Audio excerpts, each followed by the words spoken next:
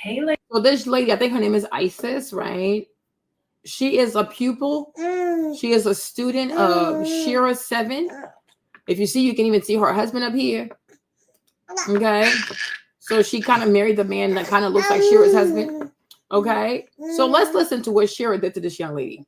Let's go. Ladies, welcome back to the new Trophy Wife. Today, I'm going to be sharing my story with you guys about how I went from being a single mom to a spoiled housewife in less than 1 year. And you can too. So, I have my Hey ladies, welcome back to the new Trophy Wife. Today I'm going to be sharing my story with you guys about how I went from being a single mom to a spoiled housewife in less than 1 year. And you can too. So, I had my first child when I was 17 years old. I intentionally got pregnant with my boyfriend at the time and basically turned into a child raising a child. I, a few years later, had my second child. So after having two children and being a single mom, I think that my self esteem was definitely low. I didn't know that at the time, but if I think back about the kind of men that I was choosing, it definitely was a reflection of my lower self esteem.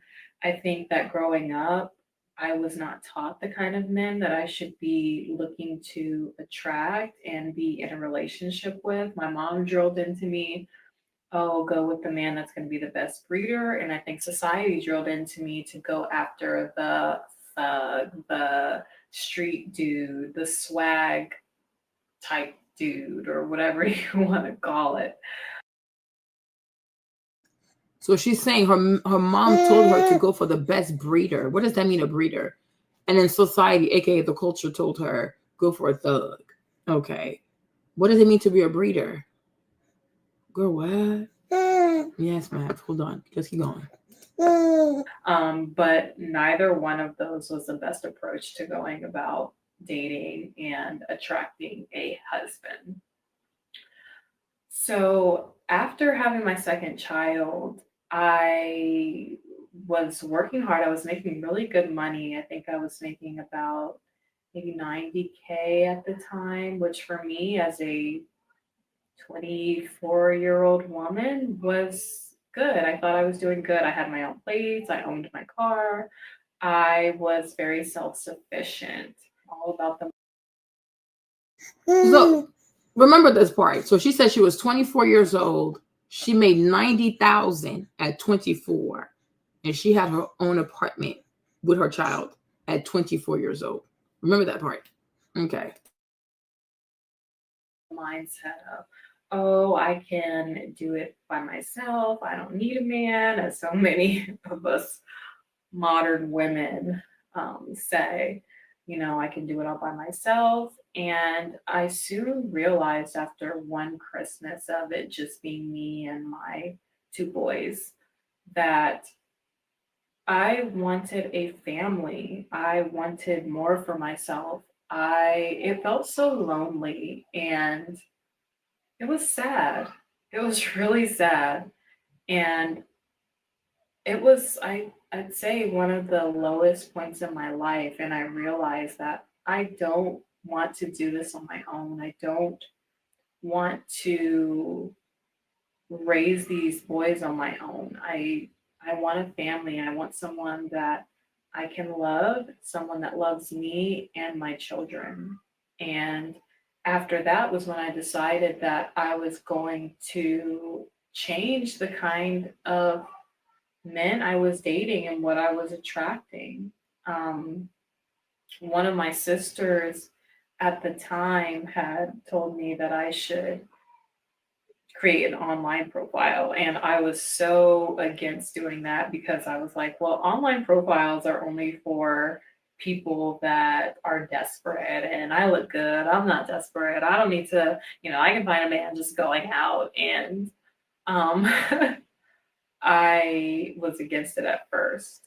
And I think I also had a skewed version of what a high value man was at the time as well. I thought that a good mate or the man to go after was the one with the super nice car and a stack of money and the jewels and the chains on with the swag. Like, I thought that was the man that I should be going after, but that was definitely not the type of man that I should have been going after. And I learned quickly that just because someone looks like they have it together does not mean that they have it together. And typically the things that that person I'm probably gonna speed it up because her voice is a lot. So she got her first pregnancy, she was 17, 24. By 24, she has 2 babies. So in 7 years, 2 kids. Okay. So she by herself raising the 2 kids. She said she was making 90,000. She had her own apartment and she was self-sufficient. But then she said she don't want to do it by herself. So now she creates a profile on a dating app, right? Because she wants to go from dating thugs to, I guess, dating somebody like that is not a thug, I guess. I don't know, right? So this is where we are. I don't know what Shira does, but she's out here ruining lives. Let's go. is probably doing to get money is not sustainable and probably not something that you would want to be involved in. And after learning quickly that everything that glitters is not gold, I happened to come across Shira7 on YouTube, and so she came across Shira. This is when yeah, okay. Completely changed my life. And she basically taught me what a high value man is and what to look for when trying to find a husband. So I ended up taking my sister's advice and signing up for. I don't know if it's not what is wrong with changing your type. She's not trying to change her type. She's looking for a savior, right? And if we're also going to be honest, T, girls who date thugs, right? Girls who date street boys, because most of them are drug dealers. They have a lot of money. Like, people need to start being honest, right? The reason why people like dating these young boys, these street boys, the little thug boys, right? Because usually they sell drugs. Drug dealers, because of the business, the nature of the business, they don't put their money in the bank. They put their money in shoe boxes. They put their money in the mattress, in the whatever, right? So girls are attracted to these boys because they have lots of money and they're quite stupid. They're more likely to buy you shoes and bags, whatever, because they don't even, it's, first of all, it's dirty money. It's easy money, right? And it's fat. Exactly. These girls are not in it. We're not doing this today. These girls right here, they're predators. These are predators. Because if you really love a young man, and even if he sells the drugs, you would tell him to stop doing it. Because you know, this right here is not going to end well. You're either going to go to prison, you're going to get killed. It never fails. Because a lot of drug dealers get robbed. And when they get robbed, they can't call the police. What you going to say? Oh, I was selling drugs and he came and took my money. You know, you cannot say that. Right? Many drug dealers get robbed. Like when we watched The Wire, Omar, that's what Omar did. Omar was a robber. He was a robber of drug dealers. He used to rob drug dealers. You don't sell drugs, but he sure will rob you. Omar, where's Omar? Okay. All right. There you go. This is what Omar was doing out here. Omar was just robbing these boys. He was robbing drug dealers. He doesn't sell drugs, but he robs drug dealers because they have a lot of money. They cannot put the money in the bank. And girls like her, they're quite aware. The majority of these little boys who sell drugs are high school dropouts. They don't have much education, right? It's fast money. They think they can keep making that money.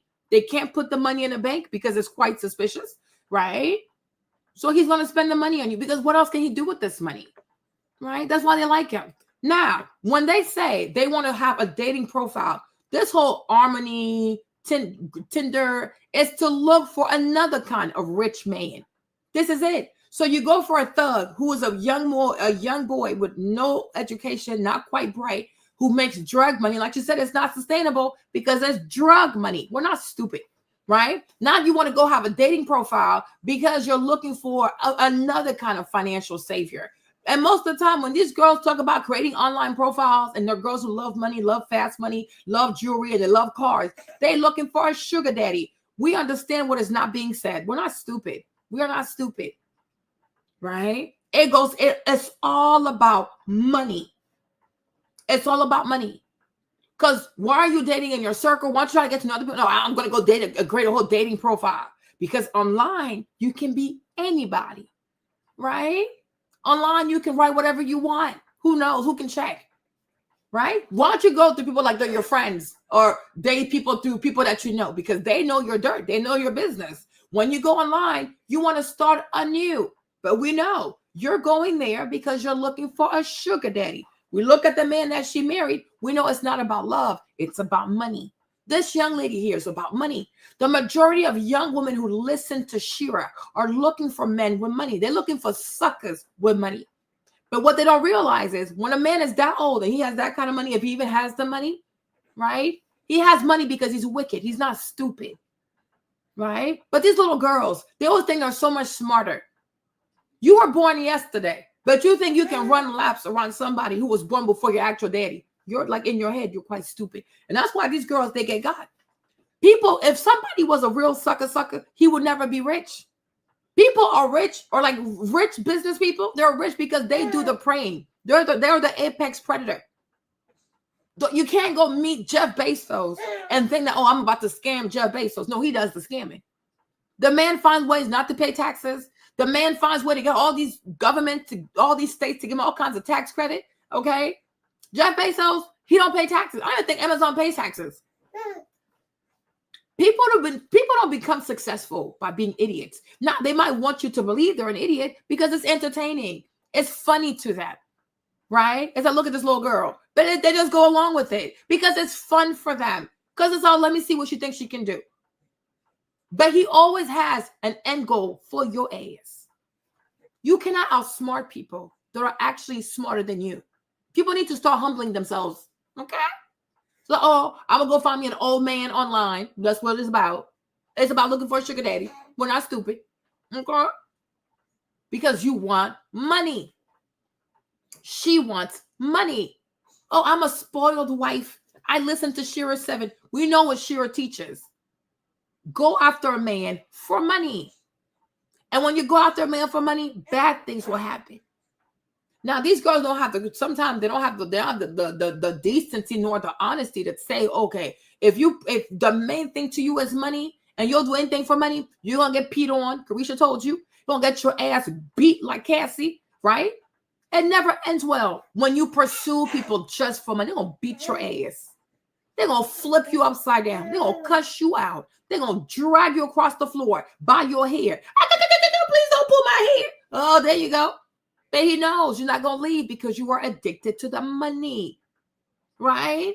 Cassie stayed, did all of that because he had money. If Diddy didn't have money, she wouldn't have left. She left Ryan Leslie for Diddy because she realized Diddy had more money.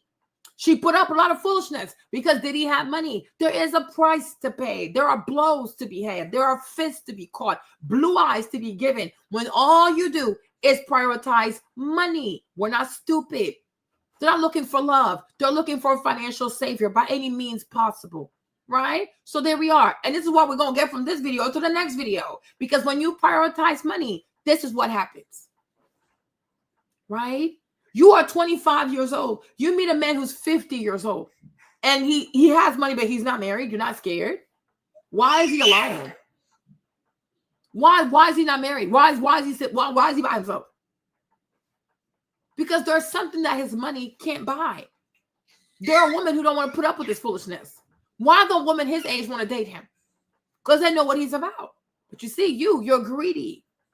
Your eyes are bigger than your stomach. So they don't know, I'm going to do something different. I'm going to call him whatever.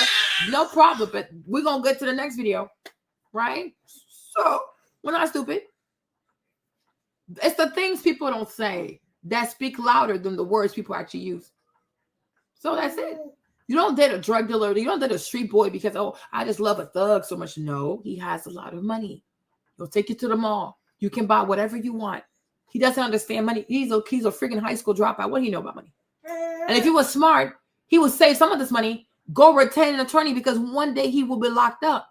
But they don't think like that, these boys, because they're not smart. You understand? Because if you're a smart young man and you sell drugs, you only have two ways out: prison or the cemetery. So if I was you, I would get me a lawyer.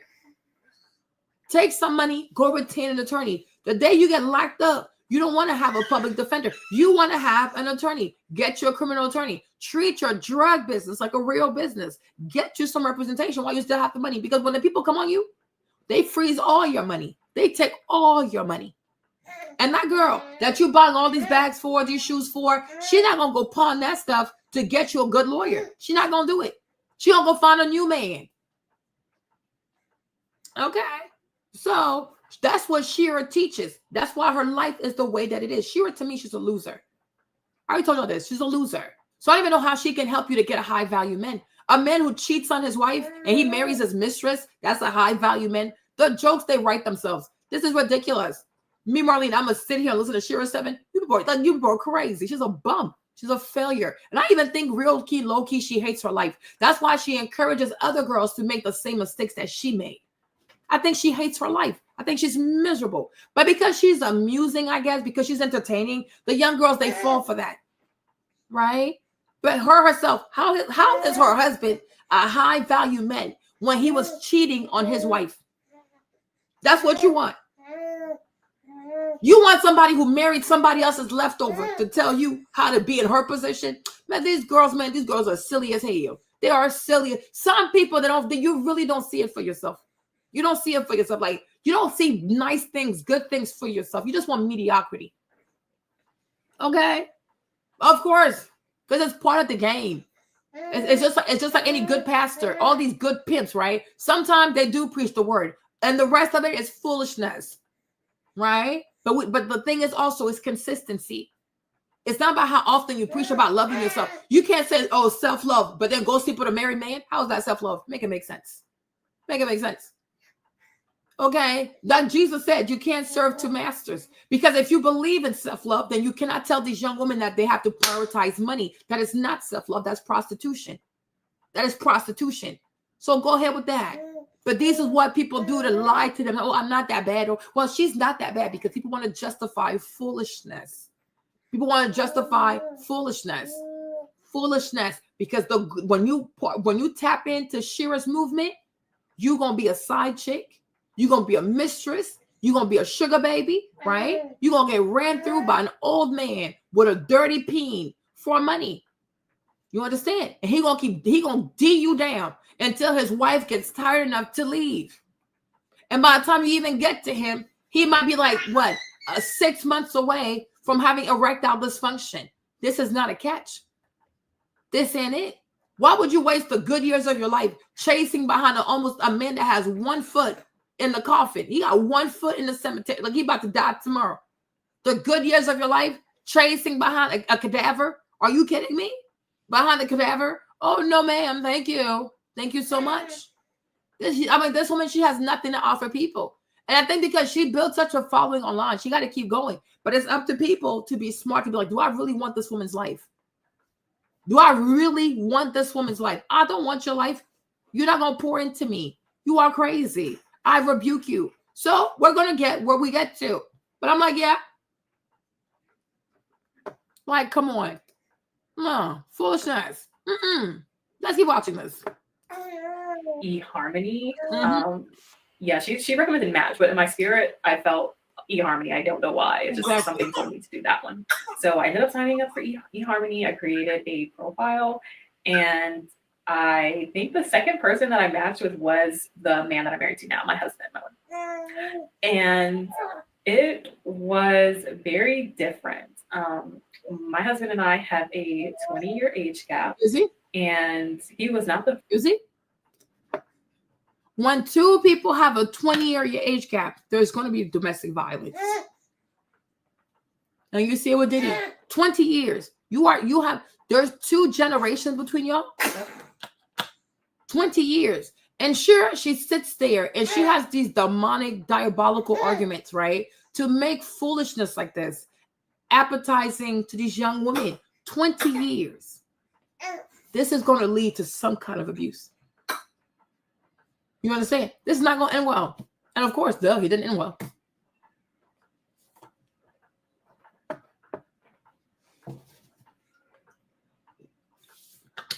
"20 years. Look at the age gap between Cassie and Diddy. Look at the age gap between, what's her name? Kamora Lee and Russell Simmons. Who else is out here, child? Who else got a 20-year? Look, anytime you, me, I wouldn't even go past 10 years. That's too much. 10 years and up. There's like 1 to 2 generations between you people. What?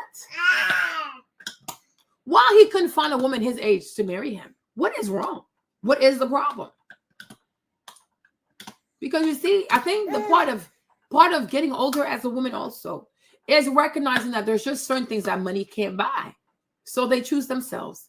But when you're a young woman and you're extremely greedy and stupid, you think money is everything. He can beat me as long as he has money. He can cheat on me as long as he has money.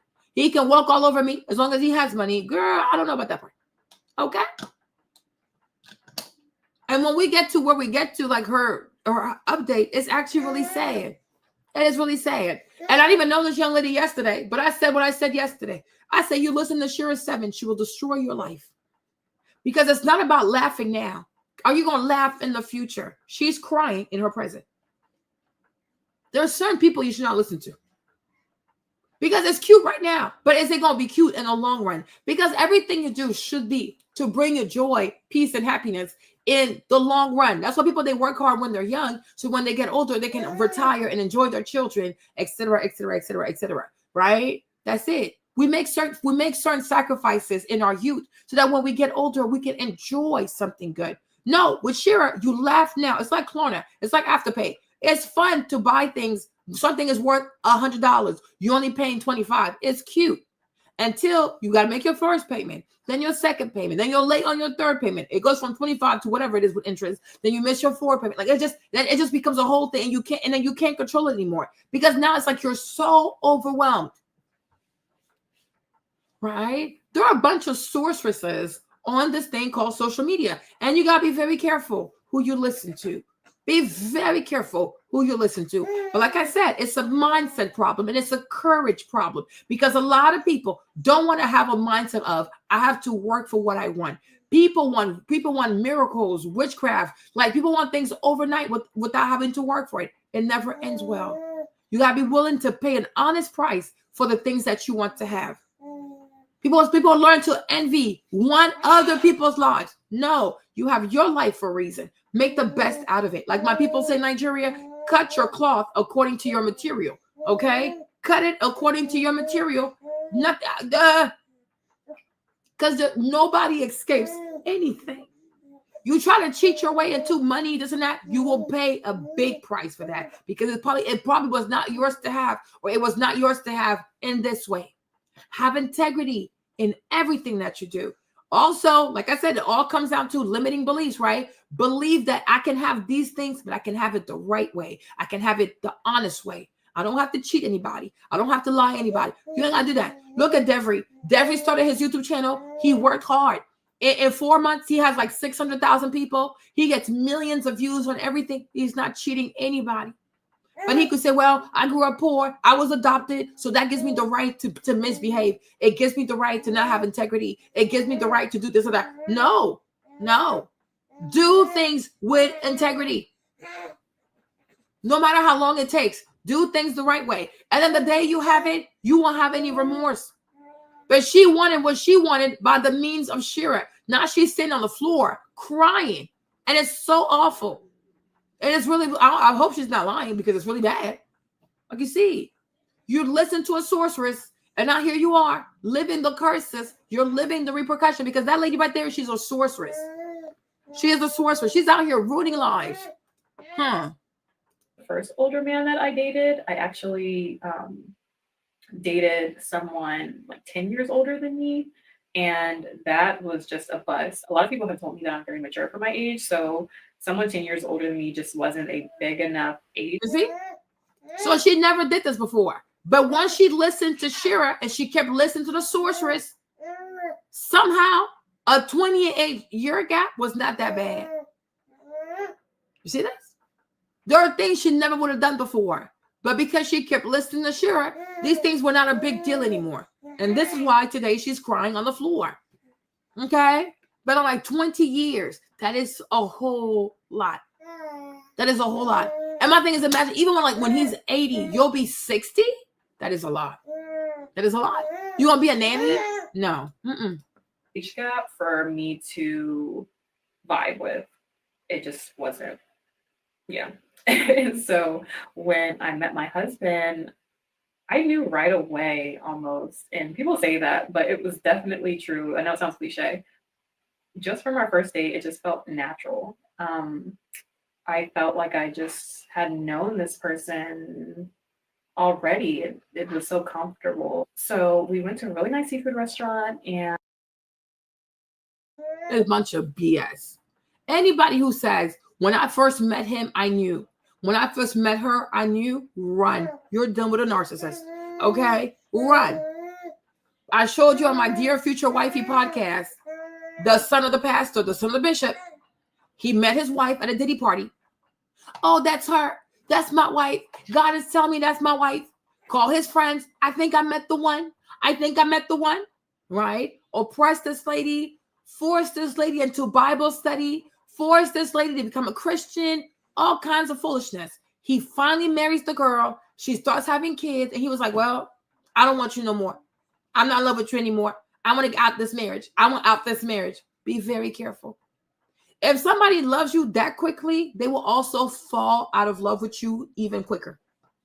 Don't say I didn't warn you. It is not cute. You understand?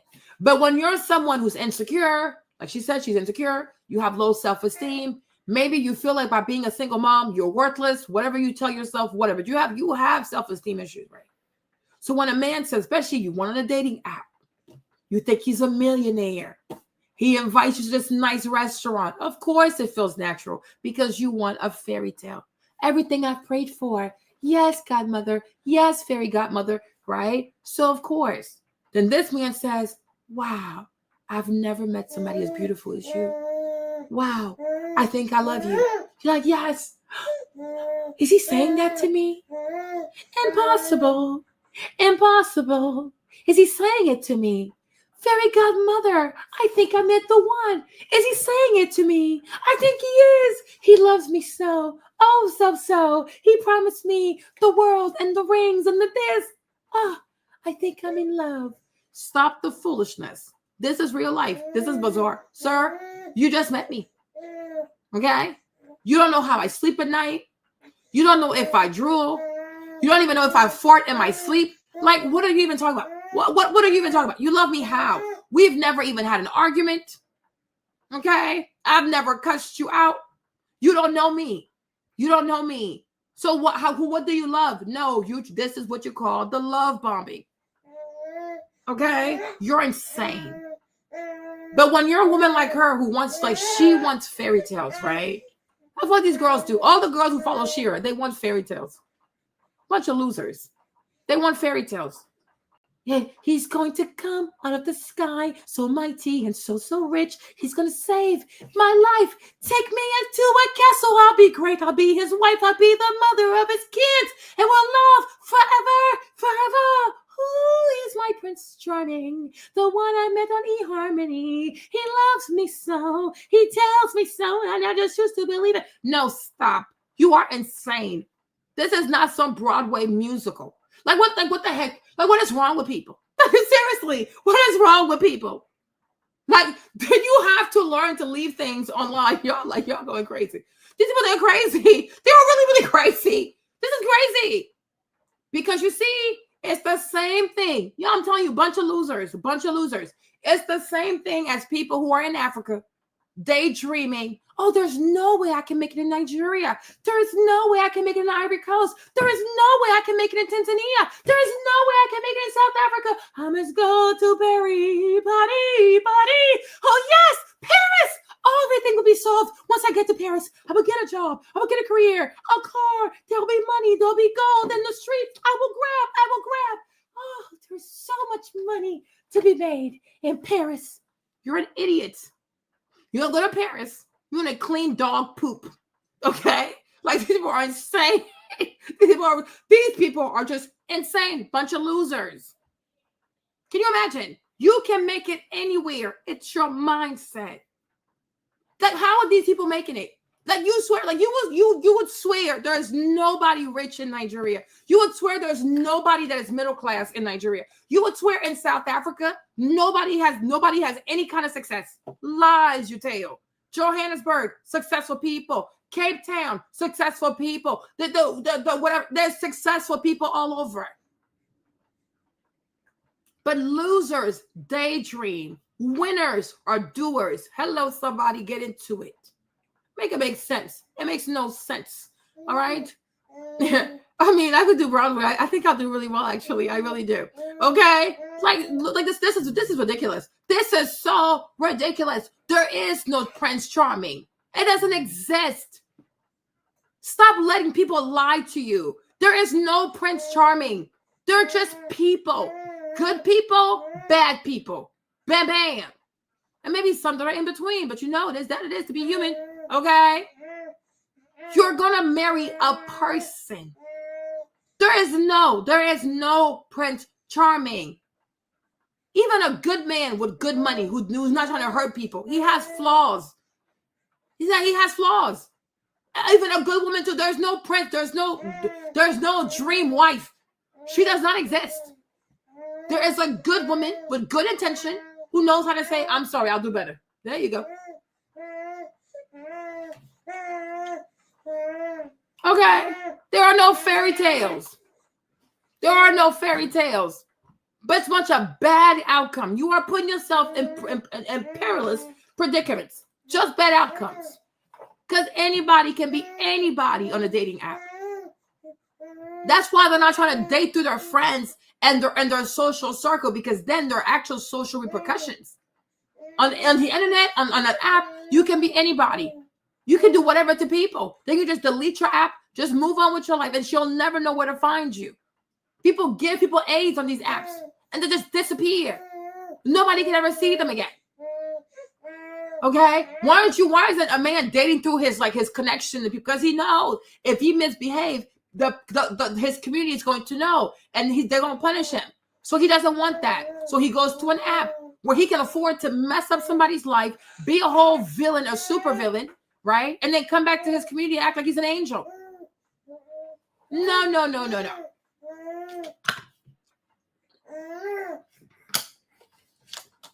I'll be his wife.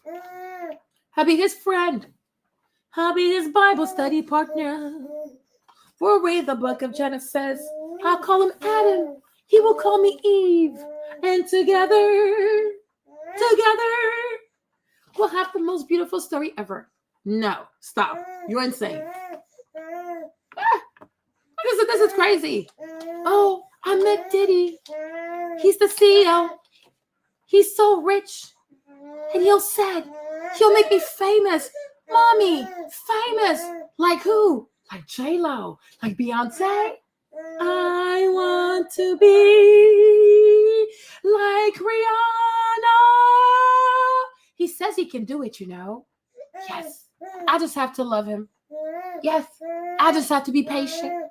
Yes. I just have to put up with, a little bit of cheating, but it's not that bad. Yes. I can see myself on a private jet. Ooh. I can see myself on a world stage like Beyonce. All the single ladies. I can see myself on a shopping spree. Limitless amounts of money. So much money. All this money. I can see. Oh, I can see it so bad. I want it now. I gotta have it now. Oh, Father God. Tell me he's the one. Yes, he's the one, my daughter. The Lord even told me he's the one. Oh, Father God, he's the one. Oh, Mother, I must marry him by tomorrow. Okay. Like, what is going on with these people? Like, what is going on with these people, y'all? What is going on with these people? Oh, of course. Okay. Like, what the heck? What in the world? Y'all, we need to write a play for this. I need to write a play. It's going to be so funny. Like, girl, you are insane. You are truly insane. You are really, really crazy. There are no Prince Charming, you guys. There are no Prince Charming. It's like even on YouTube, like these weird commercials. There was this guy here. What was his name? He had this infomercial. He looks Latino, but his skin is white. Y'all remember him? He used to have all the Lambos in the back. What was his name? He used to run so many apps. Ty Lopez. There you go. Do y'all remember Ty Lopez? Do you remember Ty Lopez on the YouTube? You guys, Ty Lopez used to spam everybody's video with his goofy ads. Like, Ty, F you, man. Do y'all remember Ty Lopez? Who remember Ty Lopez, y'all? Ty used to have these ads. How he gonna make you rich? Huh? All the Lambos. You see? There you go. There you go. There goes the Lambo. Right? I'm like, Ty, shut up. Shut up. And you know how many, 71 million views. You know how he scammed people with this? Huh? And people fell for this goofy. I'm a lot more proud of these 7 new bookshelves that I had to get installed to hold 2,000 new books that I bought. Oh my God. It's like the billionaire Warren Buffett said. Oh, Jesus. Shut up, Ty. Shut up. Warren. You make up time for this. Be quiet. Okay?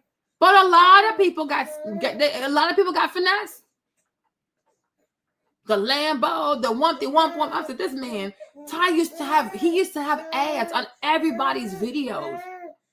Wow. Or what about the dream of drop shipping? Oh, if you start drop shipping, you'll be a millionaire in 2 days. If you start doing drop shipping. You guys, there is no overnight success. There is no fairy tale. There is no Prince Charming. There is no fantasy wife. There is no, like, you know, business that can make you rich overnight. You're going to get scammed. Everything worth having requires consistency, patience, sacrifice, right? The best type of success that you can secure is the one that's incremental. You know what I mean? Like you work daily on it, right? Yes, baby. This is crazy. This is crazy. Ty Lopez. You know how much money he made off of people? Like I'm sure that's my personal opinion. Don't come for me, Ty. But I'm sure he started off with the lie, right? But by repeating the lie over and over, he made believers out of his lie. That ultimately, Ty actually got the Lambo for real. That Lambo could have gotten leased. But you keep repeating a lie over and over and over, people start to believe it. Because instead of people turning like, I'm not listening to this, and oh, tell me more. The person is lying to you. Turn it off. No, tell me more. Because lies are so seductive. Because, the lies make you believe that things that are not normal are normal. Things that take 10 years can happen in 10 seconds. Okay? And because most people are lazy. And it goes back again. When you are a weaker vessels, you want shortcuts. Women, being the quicker vessels, are more likely to be scammed by pastors, by other women. The fairy tales. They always believe in fairy tales, right? That's why women are more into religion. Because religion always have this like fairy tale component to it. In fact, Jesus walked on water. You know what I'm saying? Like Jesus. He's like Jesus. All them little fairy tales, right? They love Jesus, right? Because he walked on water. Okay? Most religion had this little fairy tale component to it. So it attracts women more than men. You tell a man that Jesus walked on water. How does that help him?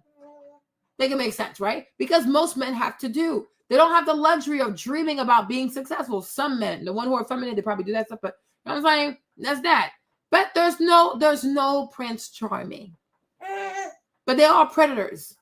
They are predators who are looking for pretty girls like that, who are very naive, very greedy, very money-centric, to just take advantage and ransack your life.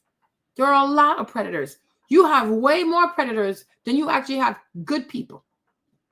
That's why I say the content that Shira makes, there are men, evil men, who also listen to that content. And they will position themselves accordingly, trying to get her ass, and get her ass, and get that ass, and get that ass.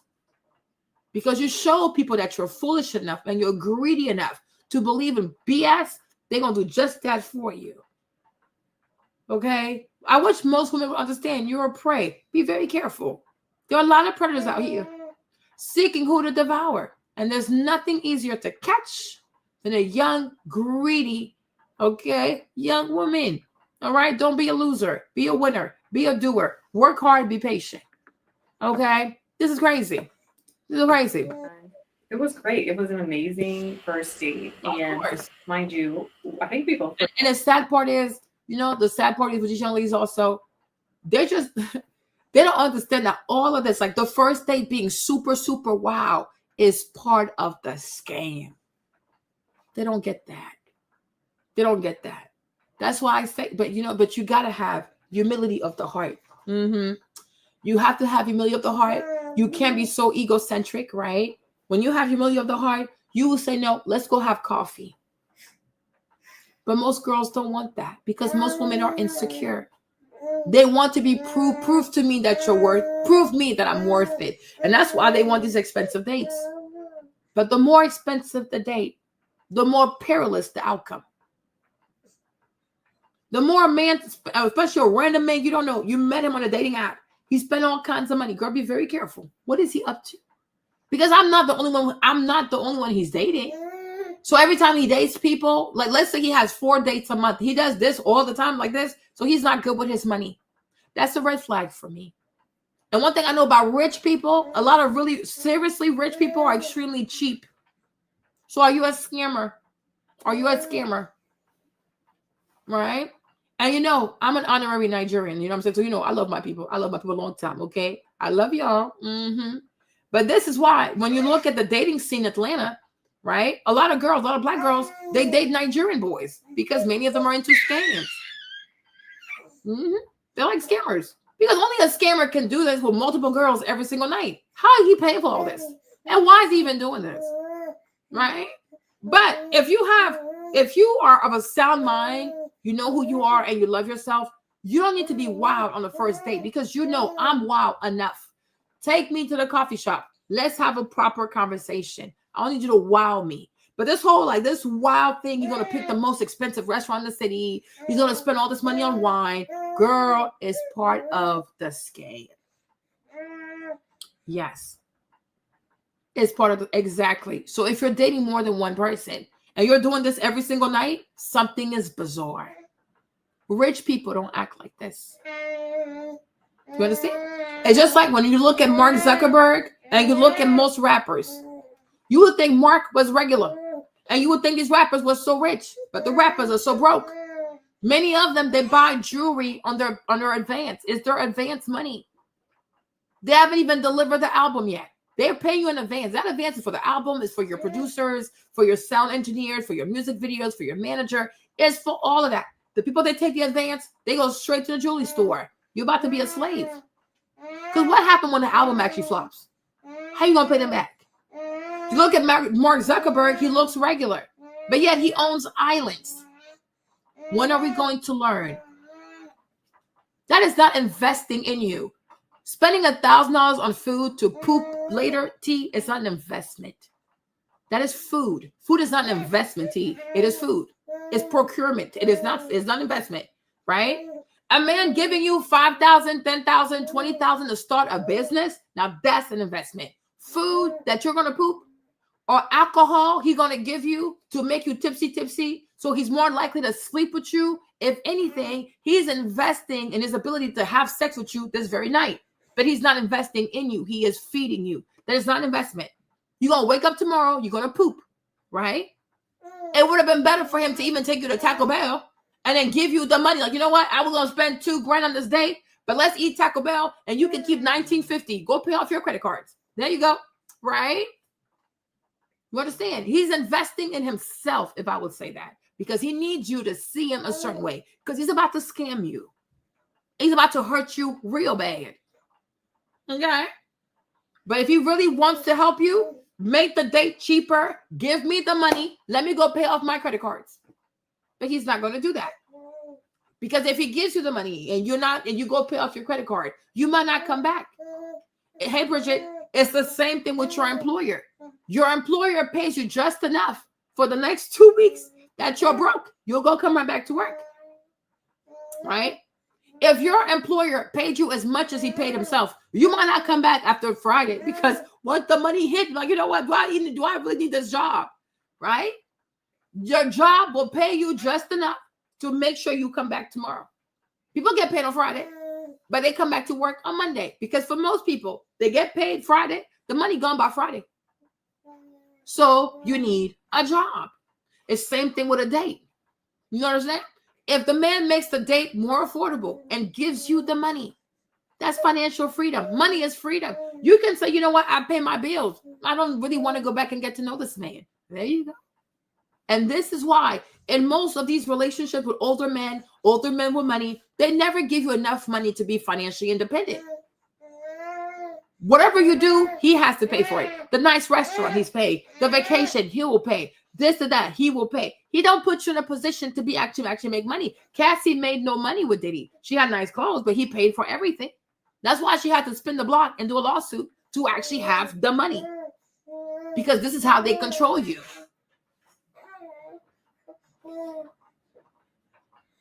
Okay? But it's all part of the wow effect. It is a scam. It's the same thing. Like when my people that I knew when I lived in London, that used to like scam these rich people. That's what they would do. They go to these expensive hotels on Knightsbridge. They ordered the craziest champagne. They smoked the most expensive Cubans ever because they have to wow these people. But yet they're broke. You have to see it. It's quite impressive, actually. But how rich people get scammed by poor people. Make it make sense. Then they take you, they wash the money, they finesse you.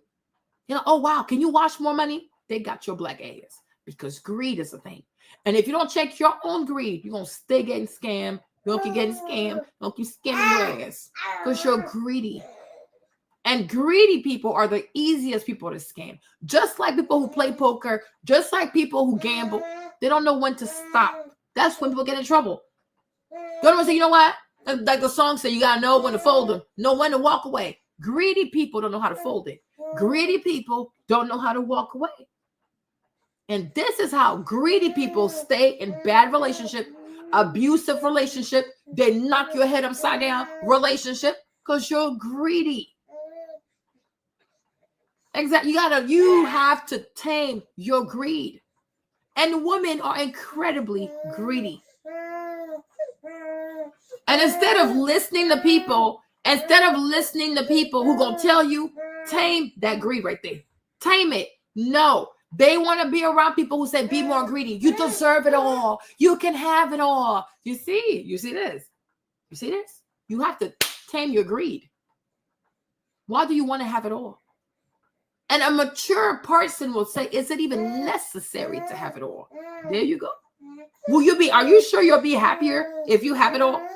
Or would you be actually more miserable if you had it all? Right? That's why growing up, we learned the story of King Midas. King Midas thought that if he had the golden touch, if he could have all the gold in the world, he would be so happy. Until one day he forgot. He touched his daughter, his only daughter. Statue of gold. Now the man starts crying. Oh my gosh. Oh my gosh. Oh my gosh. What? You should be happy. You have more gold. He's like, no, I want my daughter back. So more is not always better, is it? It is not. Right? But you have, this is what social media is. It's a lot of immature women out here. Hey, Ms. V, giving young women stupid advice. More is not always better. Having it all is not necessary. Do you really think that if you had it all, you'll be happy? Maybe you might be more stressed. Like, you know what? Who's going to rob me? Who wants to come steal from me? Right? Everything in moderation is actually a form of freedom. Somebody can say, oh, you can buy all the Chanel bags. At first, you'll be excited. But after a while, you might be exhausted. Like, oh my gosh, do I have to keep buying these bags? I want to do something else. There you go. More is not always better. You don't need to have it all, right? But you need to have the right things. What are the right things? What are the right things that you need for your soul, for your peace, for your enjoyment, for your faith? There you go. You don't need to have it all. You don't need to have it all. A lot of people chasing, I want to have more and more and more. Some end up dead. Some end up addicted. Some end up becoming sex workers. Some end up in prison. Some end up like deleting themselves. Because more is not always better. More is not always better. You know what I mean? There's actually beauty and simplicity. That's why we call things classic, the classic look. And usually the classic look is the mirror is very simple. It's not excessive. Because more is not always better. It's not always better. We have to learn to understand that there's a beauty in simple things. Like, you know what I'm saying? The simple things. You need to have it all. You got to have it all. Why? I don't need to have it all. I need to have enough to be happy. I need to have the right things. Climb the corporate ladder. Child, when do you stop climbing this thing? When do you actually get to rest? You can't just keep climbing your whole life. This is not sustainable. He has to be rich. He has to be rich. Why? He has to be active. He has to have determination. He has to know how to get up and fight. There you go. But it's a lot of greed. The women, they're greedy. And it never ends well. And that's why usually they have nothing to show for their problems. But then you'll see the young lady who's a bit more moderate, like she's not looking to have it all. She wants the right things, right? She's more likely to have a better life. She's more likely to find the honest husband, have the beautiful children, have the peaceful life, the good life. You know what I'm saying? Look at Tamara. You see? Look at Tamara. Oh, thank you, Ms. V. Ms. V, per usual. You okay? But compare Tia and Tamara. Tia, she's never happy. And this never being happy, I want more. Tia went and broke up a happy home. This is insanity. Then you see Tamara, right? Then we look at Tamara. Tamara is not out here, I want more. No. Tamara, she's happy with what she had. She's always wanted to be a mom. God gave her the way to be a mom. Tamara lives her best life. You see? And every time you see Tamara, she don't look stressed. She doesn't look miserable. Like Tamara is like, she's not, I don't even say she's happy or joy. When I looked at Tamara the other day, I was like, wow, Tamara actually glows. Like she just glows. I can't explain it. We don't even know why, because she's insane. When you see Tamara, you said this lady right here, she glows. You can tell that this is all she ever wanted. Married, children, beautiful house, a garden, family activities, family vacation. Like you have given her the world. That right there, she's happy. She's happy. And you can only see that. And like, I was like, wow, it was the video that River did, right? And I was looking at her and I was like, wow. Oh, hold on, no, Tamara, right? And I was like, Tamara actually glows. She's really happy. Like, it's not a fake smile. It's not, no. The girl, she loves her life. She loves her life. You know what I'm saying? She loves her life. And you look at Tia. Tia, it's like you can tell she's always crying. She's always miserable. I'm like, girl, why are you crying so much? Right? I want more. I want a better husband. I want a better house. I want a better career. I want more movie roles. I want more of this. Girl, it's too much. It is too much. She glows. She's sincerely happy. And that to me, like, that is, like, I don't know, that to me, that's really beautiful. Because Tia, she's free. She's free. She defined what success was for her. She defined what, as a woman, this is what I want. She made that happen in this world. She found a way to make her joy, whatever. And she just enjoys it. She loves it. Tia is miserable. That TV show, every time I see Riva do a review on her, she's always crying. And I'm like, Tia, what is this? Every time you see Tia's in tears. Every time you see Tia, look, she's crying. She's always crying. She cries. She's always in tears. Right? Always in tears. Hold on, you guys. Sorry. Hold on. Stop the screen. Bring back the screen. Okay. She's always crying. She's crying. She cries. She cries. She cries some more. Then she cries again. Then she cries again. Then she cries some more. I'm like, Tia, what is going on? But this is what happened when you don't know how to be happy for yourself, right? You have to learn to do what is right for you. It doesn't mean you got to have it all. No, you need to have what is right for you. And for that, you have to learn to quiet the noise of the world, but not even just the world. These women, these goofy women that you listen to, and you have to find your own voice as a woman. What truly makes you happy? If you're the kind of person you enjoy baking cakes, right?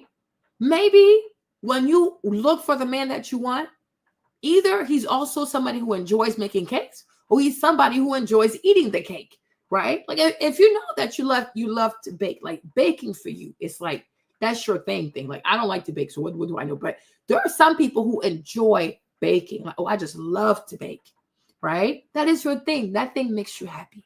It's not shopping. Like some people might want to go buy for shop clothes. You like shopping for like baking accessories. Like that just makes you happy. You go to Michael's on Saturday to buy more baking supplies. You're that person. You are that girl. You understand? And that you should be okay with that. You understand? Don't let these goofy girls tell you that you got to be a 5-star restaurant type of girl. You're not that girl. You could care less. You don't like champagne. You don't like caviar, and it's just fine. You enjoy baking. So you might be the type of girl, maybe your first date should be a picnic where you actually get to bring your cake because you like to bake. And you can see if he appreciates your cake. There you go. Because that's who you are. Be who you are. Not who these girls want you to be. These girls are confused. Okay? They're confused. Many of them are confused. And many of them outside are miserable. They're extremely confused. You like to bake. That's your thing. Somebody else you might enjoy like knitting and stuff. That is your thing. That is your thing. Honor that. Love that. You know what I mean? What you love. You might be a girl, you enjoy reading. You love books. You love nonfiction. You love fiction. I don't know. A good first date for you might be at the bookstore. You want to see if he enjoys reading as much as you do. Is he naturally curious the way that you're curious, right? Does he enjoy good fiction? Does he enjoy good nonfiction? You don't need a 5-star restaurant. How does that help you to find your person? Broken people play these kinds of games. Nobody got time for that. Right? But I tell you this. You meet an older man, 20 years older, on a dating app. His first date is to wow you. He's up to no good. This is all part of love bombing. Listen to me. Don't listen to me. But when the consequences happen, you cannot say, Marlene did not warn me. People have to be very careful of love bombing because this is how you attract extremely dangerous narcissists. You understand? Same thing. I want to say Mercy Gono, it's the same situation. Oh, you got to be tall, strong, muscular, an investor, real estate investor, womp. She went and messed with Gerard. She ruined her brand. Her views, her videos can't recover. You see this? And Gerard also, he went out. He bought her a $15,000 ring. I'm like, there you go. There you go. Foolishness. Because he was trying to bamboozle her. And then what happened? Mercy went out of her way to buy his house out of foreclosure or something, 170, something crazy, like almost $200,000. It was all part of the game. I'm going to buy her a ring for 15 grand, but I'm going to get her to come out of pocket $200,000. Be very careful. It never ends well. Don't chase fairy tale. Chase honest people. Show me your reality. What that look like? Okay? Because this is how we're gonna like keep evil people away. Because I watch a lot of videos, I consume a lot of content, and I'm starting to recognize. Okay?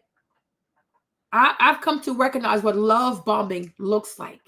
It's like everything goes super, super, super fast. It's full of compliments, right? It's full of compliments. The person telling you everything you want to hear is these beautiful dates. Everything goes really, really, really fast because they have to wrap you up in this thing so quickly, and you completely lose your bearings. You become wrapped in who he is.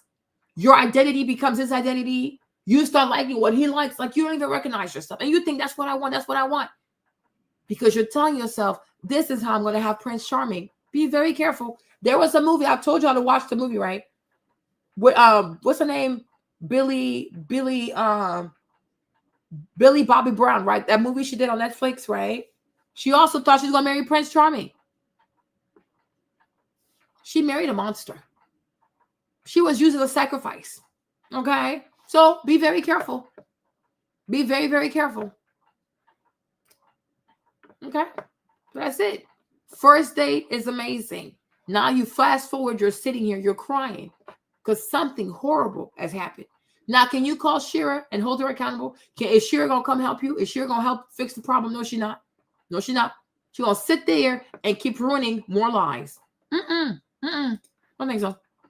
We're kind of just dating different people at the time. And that's definitely something that I recommend if you're looking to, find a husband. It's not just dating one person at a time. It's not good to put all your eggs in one basket. But we had a great first date, and I think he ended up asking me to be his girlfriend on the first date. And I said I would think about it. I know that the universe guru talks about how you shouldn't fall into the girlfriend trap. And it was kind of something that I just intuitively knew, like, I'm not just going to agree to be your girlfriend just after meeting you, because I know that you just want me to be your girlfriend so that you can get in my pants. So I didn't agree. And you'll see, and also think about this.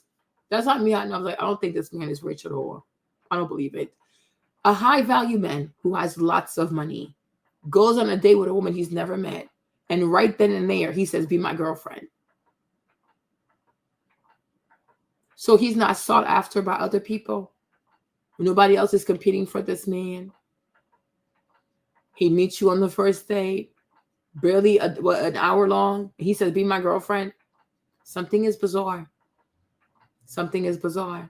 Something is bizarre. If it was that, if that's the way it went, the majority of these basketball players would be married by now. The majority of wealthy men will be married by now. They will be girlfriend now, boot up. They're not, right? Because what? Hold up, wait a minute. He's a high value man. He makes all this money. He's busy. He travels the world. He has all these businesses. He meets you, and within 1 hour, he says, yep, be my girlfriend. That doesn't make sense. Doesn't make sense. We're dealing with a scammer. But hey, it makes you feel special, I guess. So we're going to keep going. Let's keep going. We both were, we were talking, but then for some reason we kind of stopped talking for a little while. And we both were dating other people and doing our own thing. And then I had gotten into a serious relationship with somebody, and I ended up falling for the girlfriend trap. But that guy had really been investing a lot into me and doing a lot for me. So I kind of felt like I had to agree to be. The guy was investing into her. So once again, a sugar daddy. She's a sugar baby. But then she told you before she was 24, she made $90,000. It's like, no, she is lying. I really think this girl was a homosexual. Okay. This young lady here, I think she's lying. I don't think she made any money at all. I think she was 24. She had 2 kids. And based on, I don't know how smart she is or how smart she is not, she went with these little thugs and little street boys because they had money. They were providing for her. She's pretty. She's cute. She's skinny. So there you go. Right? There you go. Once she met that man, with the man she thought had way more money, she's like, well, do I really have to stay here? Do I have to stay in this relationship? Because she had nothing better yet. You understand? And that's just how it goes for a lot of people. Men do it, women do it.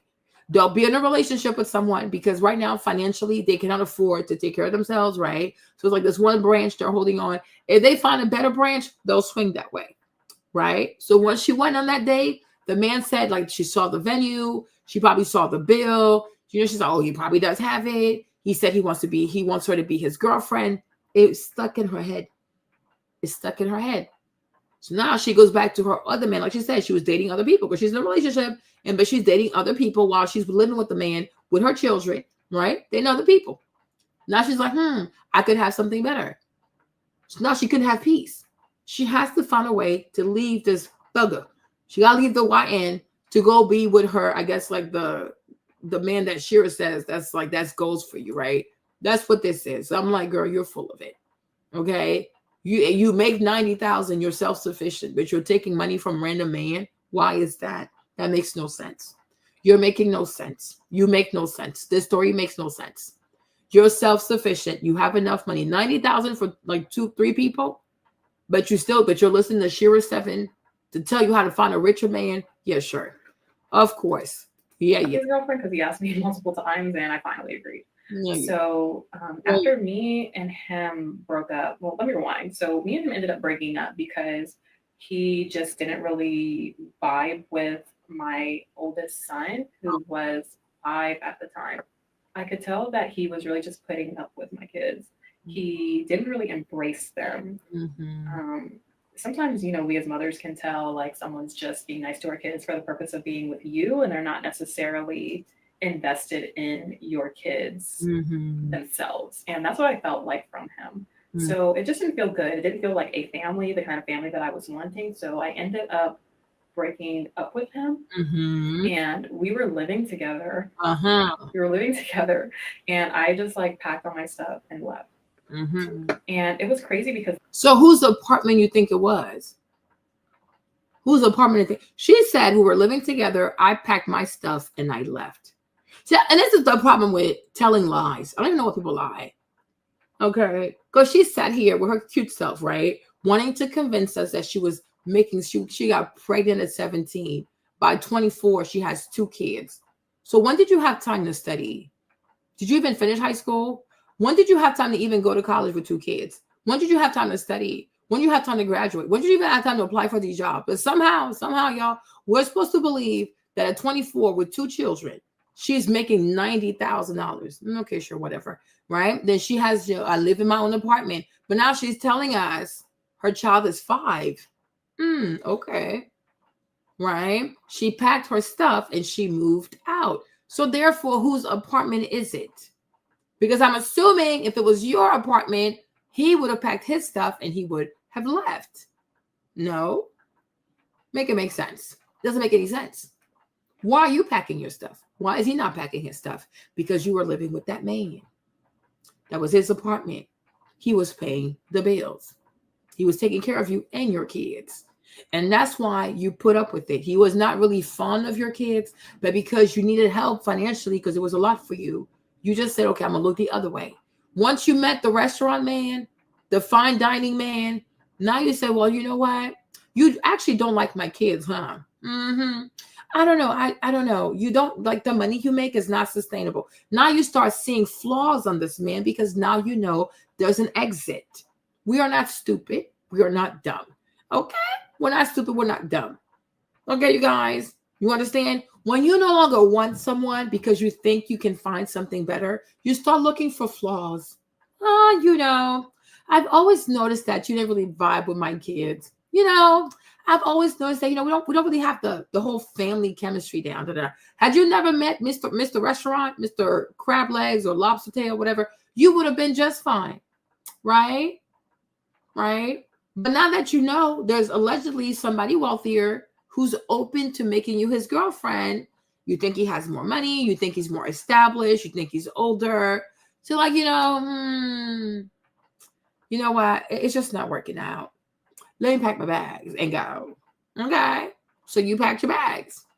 Okay. Now you're homeless. Okay. Let's continue. She's full of it. Let's continue. The next day, my husband, my now husband, reached out to me and was like, hey, how are you doing? And I told him, I just got out of a relationship. And I kind of told him a little bit about why. And he was telling me like, oh, those are my boys. And he had genuinely really connected with my kids. And he was not the kind of man that was just be nice to them to get to me. Like it was very genuine. And that was okay. So we are supposed to believe she went on a date with this man. Does that mean, you see this? She had a boyfriend. People are crazy. She had a boyfriend. When she goes on the date with Mr. Lobster Tail, she has a boyfriend. She lives with the boyfriend. Her and her kids live with that man. The man paying the bills. She's on a date with this new man, right? Because that's why she said I couldn't say yes to him because there was currently someone in her life. Now she goes home. She needs to activate how she gonna get away from this guy right there. So I'm sure you start all kinds of arguing. You look for flaws. It's just like when a man has an affair. He all of a sudden he doesn't like his wife cooking. There's too much salt. She used too much chicken. She put too much spaghetti in the spaghetti thing. This everything now is a problem. Because he found somebody else. He has to have reasons to be upset. He needs a reason to not come to the house. He needs a reason to leave the house, right? So he's looking for ways to complain. Things that never bothered this man. Now he's extremely bothered because he met somebody else. Okay? He met somebody else. Yeah, we're not stupid. We're not stupid. Okay? A man that used to eat your chicken, even if you're a bad cook, you used to eat your badly cooked food. He never complained. Had diarrhea, was constipated. He never complained. All of a sudden, it's like, well, you could do this better, change this. No one want. Girl, he found somebody else. So now everything about you just triggers him because he needs a reason to leave. He does not want to be in this relationship anymore. But he's too cowardly to tell you, I think I found somebody else. He wants you to leave. Make it easy for me, right? Same thing with her. She's dating a man who's taking care of her. Most likely he's a thug, like he's a young, okay? He's a YN. There you go. Right? So she's like, okay, I think I have a way out. I have a more respectable man, older man, But you can see the whole time she's still talking to the man. So she said, no, I can't be your girlfriend because she's already somebody's girlfriend. But she's still entertaining him. Because how convenient. You pack your bags, you leave the man, and the very next day, Mr. Lobster Tail is calling you. You were always talking to Lobster Tail. Because you had to see, are you serious? Can you really do this? Womp, womp, womp. And she said, oh, he always loved my kids. Girl, you playing a nasty game. Right? You understand?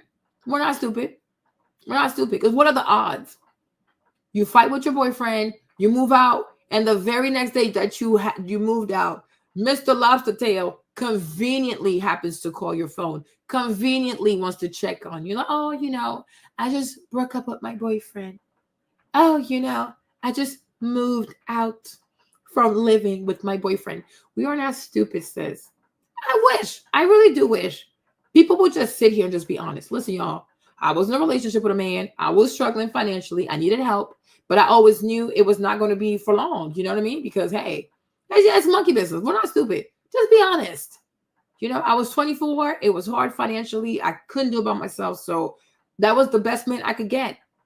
But I always felt like I could find a better man. So when I met Shira, I was, okay, maybe she can tell me how to find the man I really want.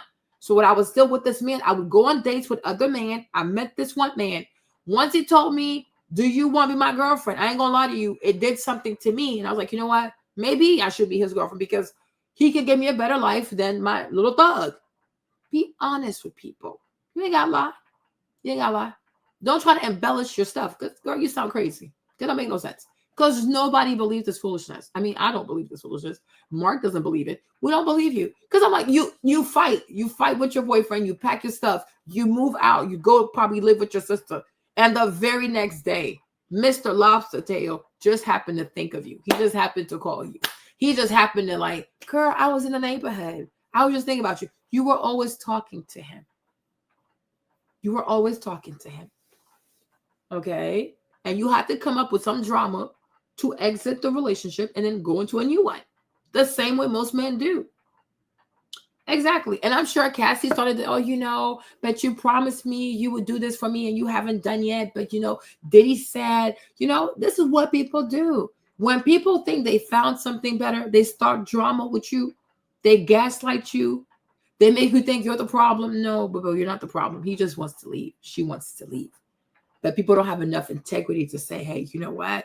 I kind of was using you. So, I think I found something better. So I think I found me another sucker. I think I finally had my Sierra prayer answered. That's it. That's all you got to say. Don't do this. It's very dishonest. And that's why she's attracted to Shira. The spirits, they be connecting. You're crazy. One of the things that I really loved about him, that was something that stood out about him versus other men that I had dated, was he really embraced the fact that I had children because he wanted children. And so, he was talking, my lease was going to be ending very soon, which is why I went ahead and moved in with my person that had became my ex. We started living together, and I told my husband, I was like, hey, it was so embarrassing to admit, but I was like, I need a place to stay because my lease is ending and I just broke up with my boyfriend. And maybe, even if it's just like for a couple weeks, it's okay. Okay. So she's a homosexual. Okay. She's the homosexual. Very pretty, but she's a bum. So you have 2 babies. You're in your 20s. You have 2 babies, right? Look at how she moves the babies from one house to another house, from one boyfriend to another boyfriend. How is that healthy for these boys? Right? Then she says to him, even if I stay there for 3 weeks, is that okay for the kids? Is that okay for the kids? You don't even know this man. How you know he's not people think people don't want to grape the boys. How do you know he don't touch little boys? He's always wanted kids. He's 40 something. Why don't you have kids yet? Is that not bizarre to you? So you drag your babies into your boyfriend's house, who's we can safely assume is a thug, because like you said, society told me I want a thug. Okay, so a thug he was, right? So who knows if he's selling drugs? Who knows if he has guns? Whatever. And on top of that, he does not like kids. But you put your kids through that.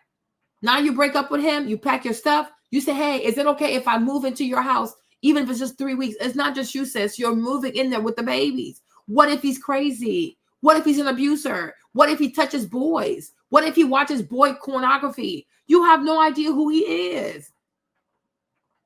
But then you see tomorrow, when her boys grow up and don't like her, oh, these black boys, they hate black women. There you go. Okay. Oh my gosh, I don't know why these black men don't trust black women. Look at the mother. Look at the mother. Look at the mom. Like, how is this okay? When children see their mom do stuff like this, are they supposed to grow up and have respect for women? Are they supposed to? No, Mark, this is really serious because she's raising 2 boys. Look at what she's doing. So far, the boys have seen her live with a thug, and now the boys about to go see their mama sleep with a grandpa. Because the kid's not stupid. Oh, he look old. His head is full of gray hairs. So you take your babies from living with a thug, and now you take your babies to living with the man looking like the black Santa Claus. Girl, what the freak is you doing? Okay? You understand? Then on top of that, the kids, they know what their mama doing. Tomorrow, when these young men look at women and feel as though women are conniving, women don't tell the truth. Women put themselves they don't think about money, they don't think about their kids, right? When her son starts seeing women a certain way because of her behavior, people gonna sit here, act all brand new. Oh, I don't know why these black men are like this. I don't know why these black boys are like this. I don't know why black men don't trust black women. What kind of black mother he had? There's no integrity over here. But tomorrow, because the kids people think kids don't see this. Black men, the black boys, they always see this. This is not okay behavior. And now they're going to get older because you're going to see the part 2 of this. You're going to see the part 2 of this. This does not end well. This does not end well. Right? This does not end well. All of this is really bizarre. Oh, is it okay if I stay there for just 3 weeks? It's not just you. You have children. You don't know this man? He took you to a nice restaurant. So now you think it's safe to live under his roof with your baby is 5. The oldest is 5 years old. So how old is the youngest?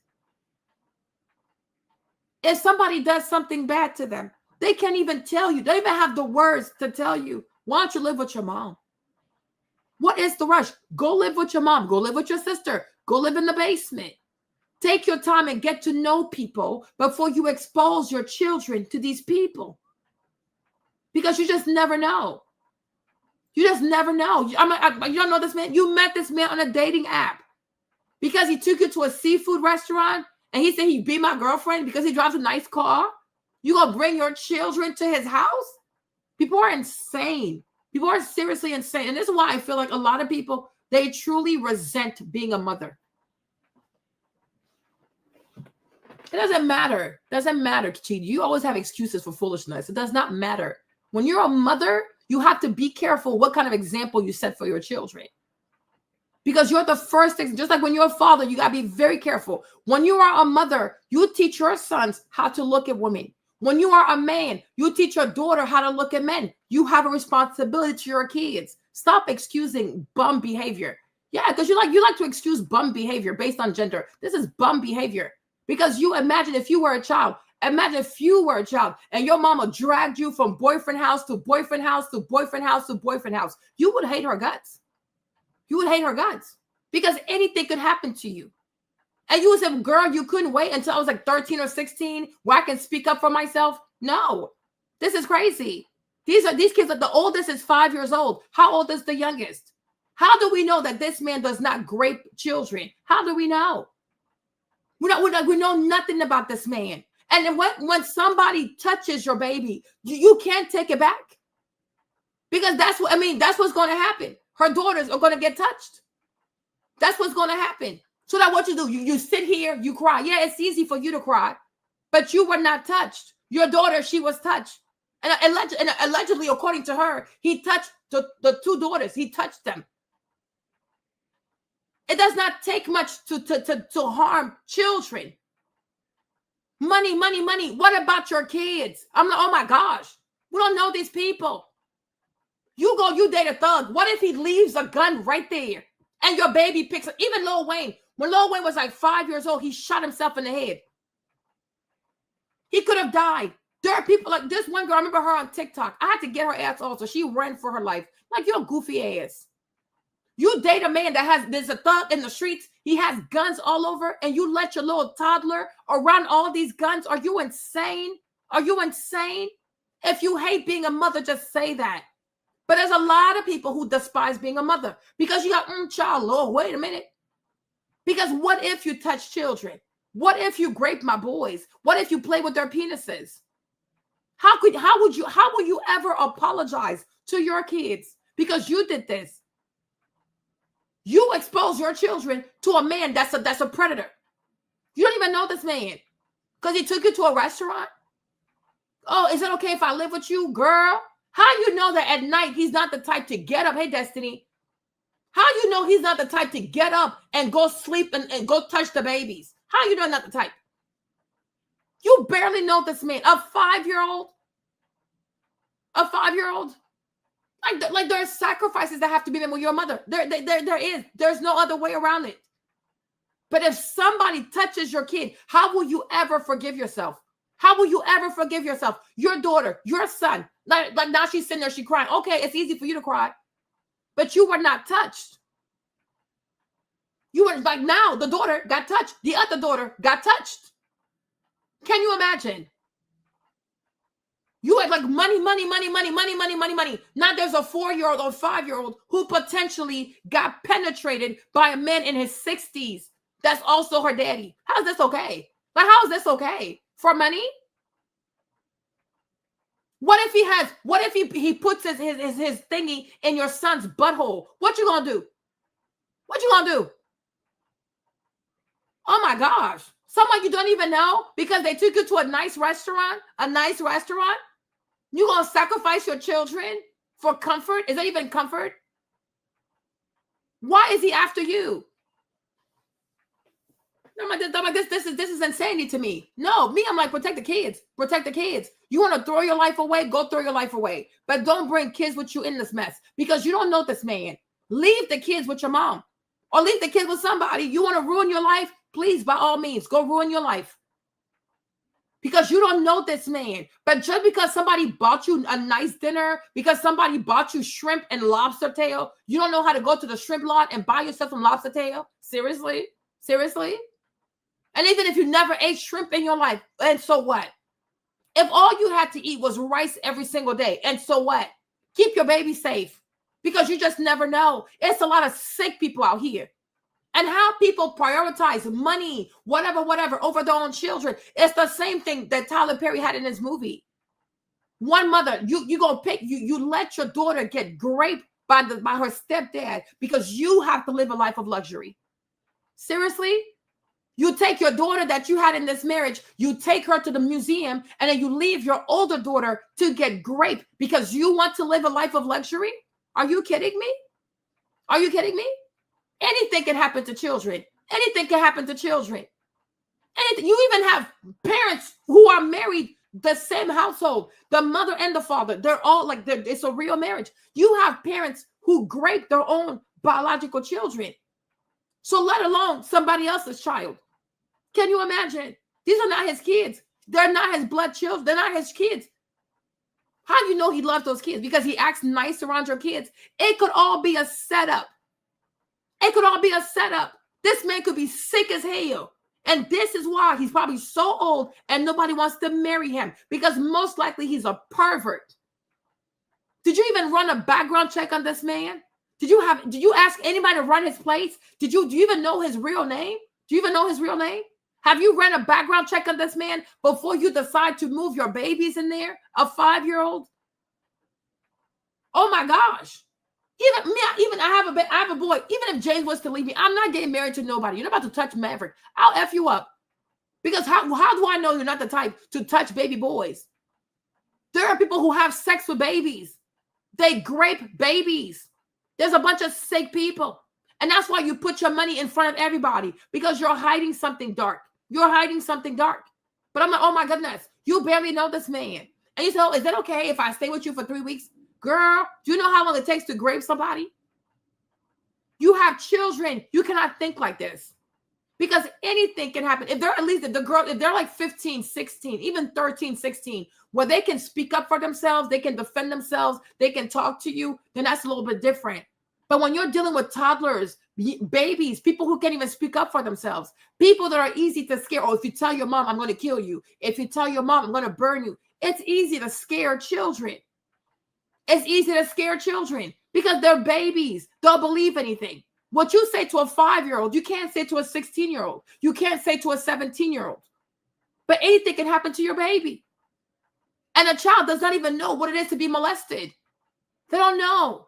Oh, did somebody touch you? Yes, mommy, people touch me. Okay, I guess you got touched. What does it really mean to be touched? How do you explain to a child? How do you explain to a 5-year-old what inappropriate touching is?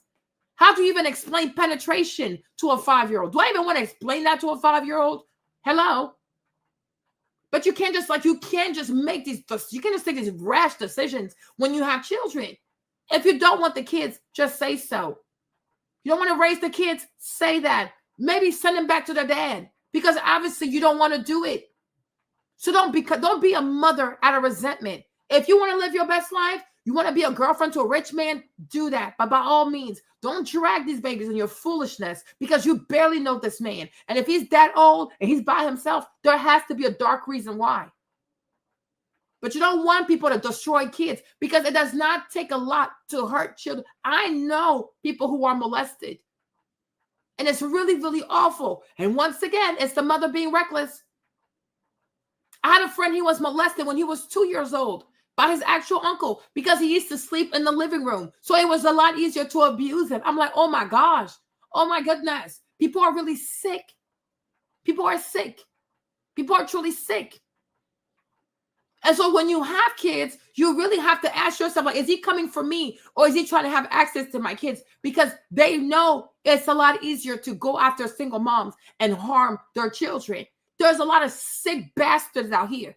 A lot of sick bastards. They're like, you have to be so diligent. And when you have children, you also have to run a background check on people. Now, you might not always see everything. Sometimes it doesn't happen that way. But just to be safe, run a background check on people before you move in with anybody. Run a background check. Get to know their family. Get to know their friend. Do your due diligence and actually run a proper background check on these people, because there has to be a reason why he's so old and he's still by himself. Why? Like, you have all this money. Why isn't nobody want to marry you? Why me? Why me and my 2 kids? What are you up to? And the fact that people are not vigilant enough like that, it triggers me.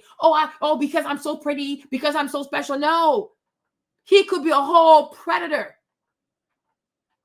When I was younger too, I saw this one Dr. Phil episode where the man intentionally went after this lady because she was a single mom, proceeded to molest her son. And the boy kept gaining weight. She was not noticing. The baby boy, he just kept gaining weight because he told the boy, if you tell your mom, I'm going to kill y'all, I'm going to evict you. And the young man said the reason why he didn't say, because he noticed that his mom was happier, because they were struggling, like where to live. They were struggling. His mom was happier. His mom was, they had a place to stay. His little sister. So the little boy, he felt like, I'm just going to take all of this for my mom. I'm like, it is so unfair. The man, he just kept raping him. And he told him, if you tell your mom, I'm going to put you on the streets. If you tell your mom, I'm going to kill you. And the little baby, he just took it and he just took it. And I'm like, you see your son gaining weight like this. You're not asking yourself any question. Why is he eating so much? What is going on? Why is he so isolated? No, because she didn't want to see it. She didn't want to see. I'm like, no, it was no. You don't want to. Because I'm like, this is bizarre. This is really bizarre. This is extremely bizarre. Look at this. And you made your son feel like he was responsible for you. You're an adult. You are an adult. He should not feel like, okay, I'm going to allow myself to be raped so that mommy can have the life she wants to have. Like, how is this humane? How is this humane? Your son was never overweight. You're moving with this man. Your son is just gaining weight and gaining weight. He doesn't talk to people. He doesn't have any friends at school. His grades are bad. And you don't say there's something wrong. What is going on with my child? No, because you don't want to see it. Because you don't want to move out of this house and do what you're supposed to do. How is this okay? How is this okay? Like, seriously, how is this humane? Like, people are just ridiculous. Just ridiculous. Like, this is insanity. This is insanity. If you don't want to raise these kids, if you feel like the kids are too much, send each child to the, like, here, you have your kid, because I want to be selfish. Be selfish. Go live your life. But don't drag these babies into these dangerous pit holes with these monsters, because this man is a predator. Is a predator. And then, you see, and this is why I even feel like somebody like Shira, she's diabolical, because a lot of women who listen to her are single moms, because Shira herself was a single mom. And most likely she was struggling, which is why she agreed to sleep with the married man, because she was not making it financially. Maybe now she's doing good, but she was a single mom. So a lot of people who listen to you, they're single moms. The advice you give these women, is it healthy for the children? So you just see how selfish she is as a human being. And I'm like, is that who you want to be as a mother? That's who you want to be. You're serious? You are a single mother and you are a mistress. What if the man's wife comes to your house and starts shooting and then your daughter catches a stray bullet? Can you imagine? It's the same thing with Miss Gail on TikTok. She was also a single mom. And that's why, no, they're not. No, they're not. I don't think her older daughter's for her husband. I don't believe that part. She has multiple kids, was she? I don't think the first one was for her husband. I don't believe that part. I really don't believe that part. It's the same thing with Miss Gail on TikTok, right? When she met the husband, she said, he was not my type. He was fat. He was overweight. He was this. He was that. He was this. Okay. Then Miss Gail. Why? Because he bought her diamonds. And then he took her on a trip to New Orleans. Right? And she's okay. Even though he's not my type, I'm going to close my eyes because he can give me a lifestyle. Meanwhile, the wife of the man just had a baby and she was going through postpartum. Right? But you agreed to be a mistress. You agreed. She's like, when they were in New Orleans, the wife called the hotel room and she was talking to the wife. She's like, but I thought you said, girl, did you ask for the receipt? No, because you didn't want to know. Because if you really wanted to know that he had divorced his wife, you would have said, okay, because when you go file for the divorce, they give you a receipt. Where is the receipt that you dropped the lawsuit at the courthouse? Right? You didn't want to know. You wanted to be lied to because it's very convenient to be lied to. But once he gave you diamonds, once he bought you a trip to New Orleans for Essence Fest, you're like, okay, he has money. He's not my type. He has money, which is why when you fast forward, Miss Gail does not want to check the credit card statement because she knows who she married to. You know why you didn't check the credit card statement? Because you know what you didn't want to see, right? But then one day you wake up, now you want to go pick him up at the airport because somebody told you something you could no longer deny, right? But we're not stupid. You knew he was cheated, which is why you didn't want to check the credit card statement. It's your American Express. You're married for 28 years. You've never opened a single statement from American Express. Are you crazy? And the more he uses the card, the more like the envelope it gets thicker. The statement gets thicker and thicker and thicker. You didn't notice that your credit card statement was getting thicker? You didn't notice that the envelope from MX were getting thicker and thicker and thicker? Who do you take us for? Your credit card, your American Express. You put this man on your MX. And you want me to believe that you never opened your credit card statement in 28 years of marriage. Lady, you knew exactly what you didn't want to see, because you know how you get him is how you lose him. But as long as you keep lying to yourself, you can pretend that he was your little pumpkin, whatever, whatever. The day you decided to go get him at the airport because somebody in your circle told you something you could no longer deny, right? Because that girl, what's that girl's name again? I forgot her name. What's that girl's name who looked just like her? She was coming around her. He was bringing her around her. They had one event. He brought the girl. She looks just like you. You didn't find that bizarre. You didn't find that bizarre. Okay? So somebody in her circle, Miss Gail, there was somebody in her circle who told her something. And hey, babe. Oh, maybe that's the case. You know what I mean? Maybe that's the case. Maybe I'm wrong. Maybe you're right. But somebody in her circle told her something she could no longer deny. Because why doesn't the wife open up her husband's bank statement, especially when it's your MX, it's your credit card, it's your credit report, it's your credit score? Why aren't you opening the bank statement? Because you don't want to see some things, because you know what he was doing with you when he was married, right? Now you can say, oh, but I told him to go home, but you didn't say it loud enough because he stayed, didn't he? Okay. Now that he cheats on you, now that we got to a place where you can't deny, because the man got to a point, he got so comfortable. He takes her to the same restaurant they used to go to. He's at the airport with her. He's at the Delta Lounge with this lady. Like, he's not even hiding. So you had no choice but to confront it. You're like, oh, mine was different, though. I told him to go home. Miss Gail, no, you did not. And even when you did, you probably did it the first time when you didn't know he had money. When you didn't know he had money, and he was fat, ugly, and unattractive, you're like, yeah, whatever. But when that little fat boy came around and gave you diamonds and a whole trip to the Essence Fest in New Orleans, you're like, okay, you know what? Maybe I'll reconsider, because you needed help, right? And you didn't care about the wife. You didn't care about the wife that just had the baby, that had the postpartum. You didn't care. You did not care. So now here we are. And you said, oh, the first wife, girl, bye. Make it make sense. Make it make sense. You didn't have empathy for her. She just had a baby. She's going through postpartum, right? And you were taking diamonds. You were taking trips from a married man with a woman at home that was going through postpartum. You didn't know. You didn't say go. You didn't say to this man, go home hard enough. You probably whispered it. Yes, ma'am. This boy is so funny. Okay. But I'm supposed to believe that you have an American Express and you don't check anything. You never checked a single statement because there's something you didn't want to see.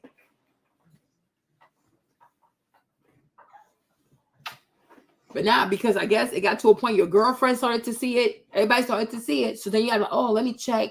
Let me trying to save face, whatever. He's right here, right? But like, let's not lie to ourselves. This is crazy. This is crazy. Who's I mean, hold on, you guys, hold on.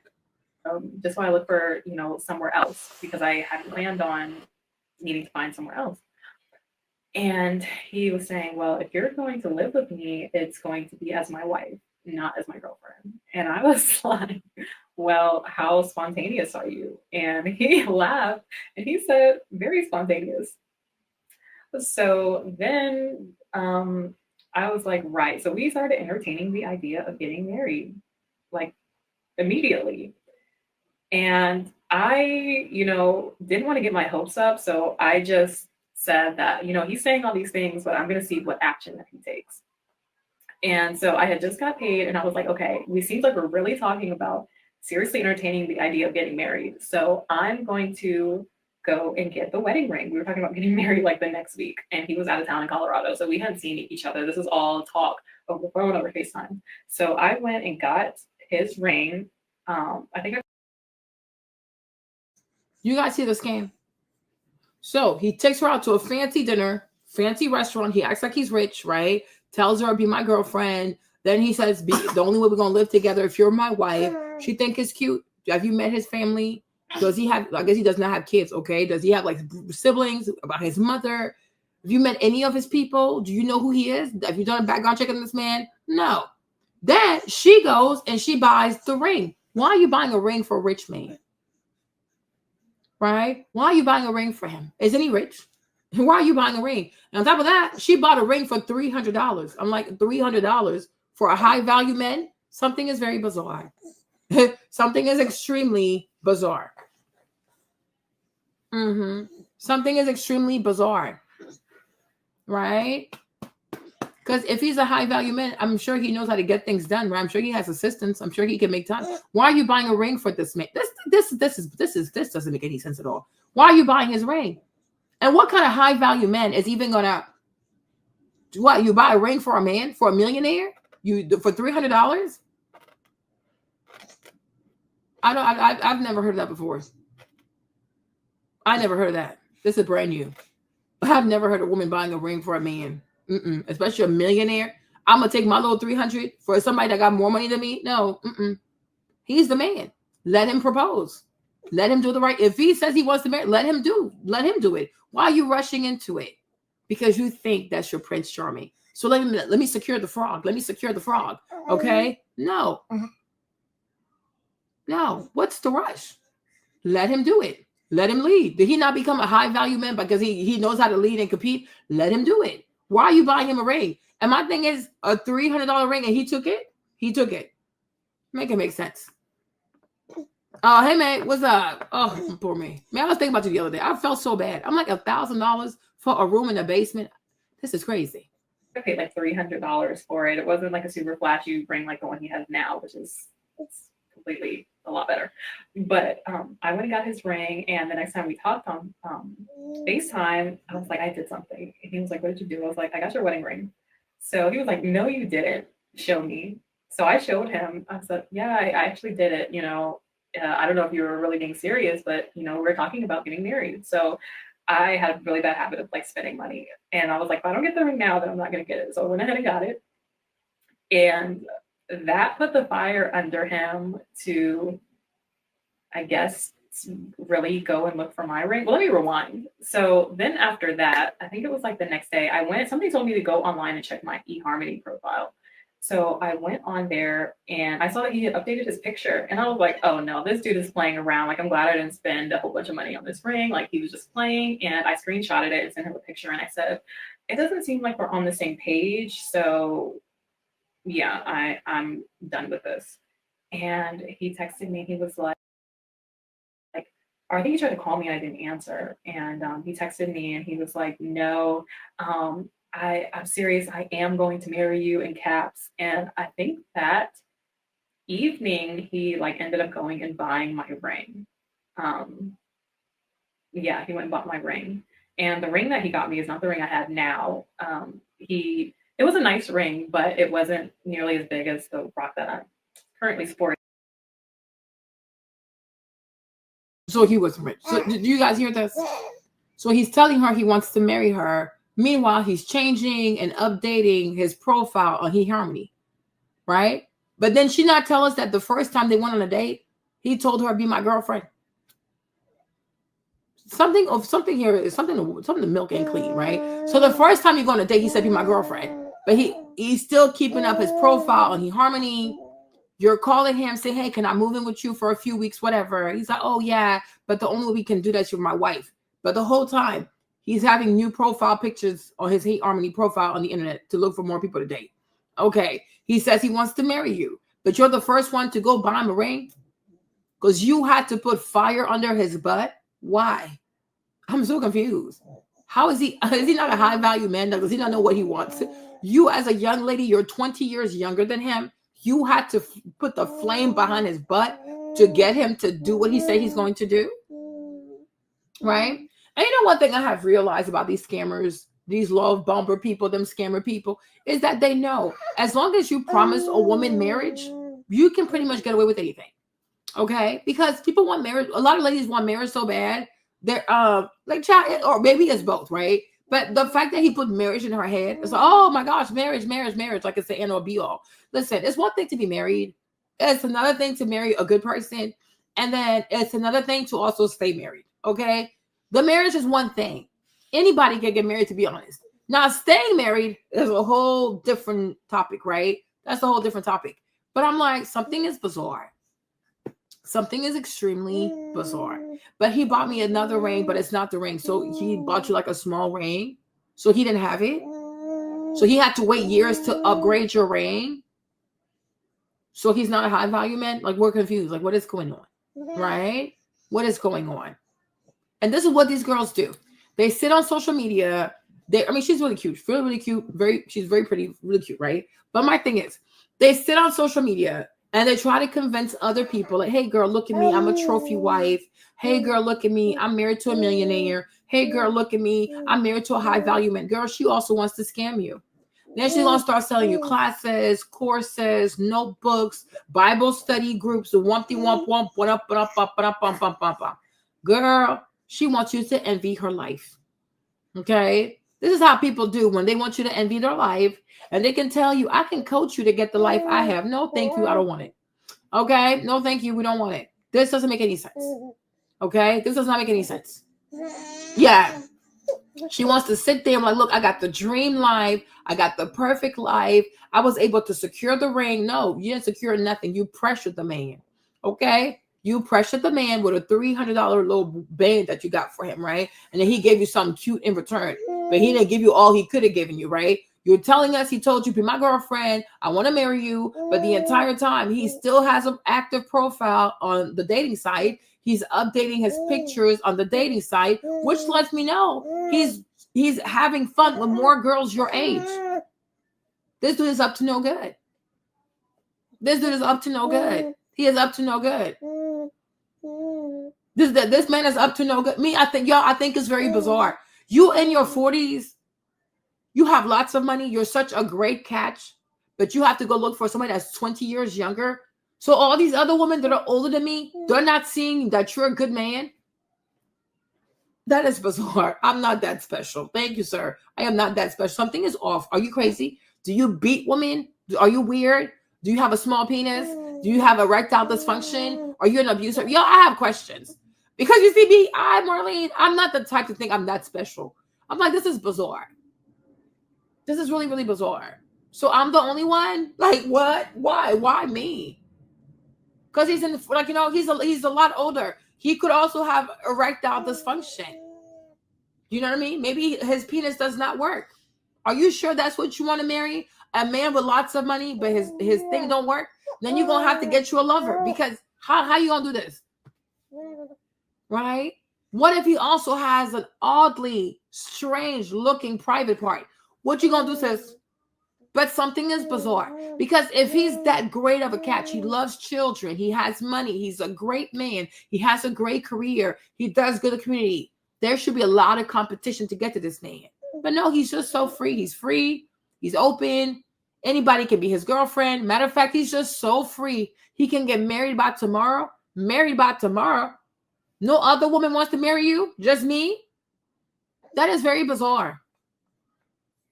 That is extremely bizarre. Okay? It is bizarre.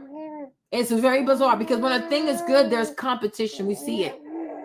Anything that's worth having, there's some type of competition for it. There is no competition for this man. Something is off. Something is really, really off. No, I'm scared. But when you showed it to me, in my head, I said, it's not about the ring, it's about the marriage. And I definitely think that that's something that you ladies should keep in mind, is that if a man is going to propose to you, don't make it about the ring. Because so you went on eHarmony to look for a millionaire. And now you're saying it's not the size of the ring. But I disagree, because if I'm chasing millionaires and I want to marry a millionaire, it is about the ring. Because the ring shows how successful he is. Oh no, girl. If you marry somebody because of love, then I guess you can say it's not about the ring. I don't even have one. Okay, that part I get. But when you follow Shira and the goal is to get with a high value man, a rich man, then baby, it is about the ring. Because you are here for money. You are doing love for money. So the ring matters, because the ring shows us that he's a high earner. We trying to see something. Okay. No.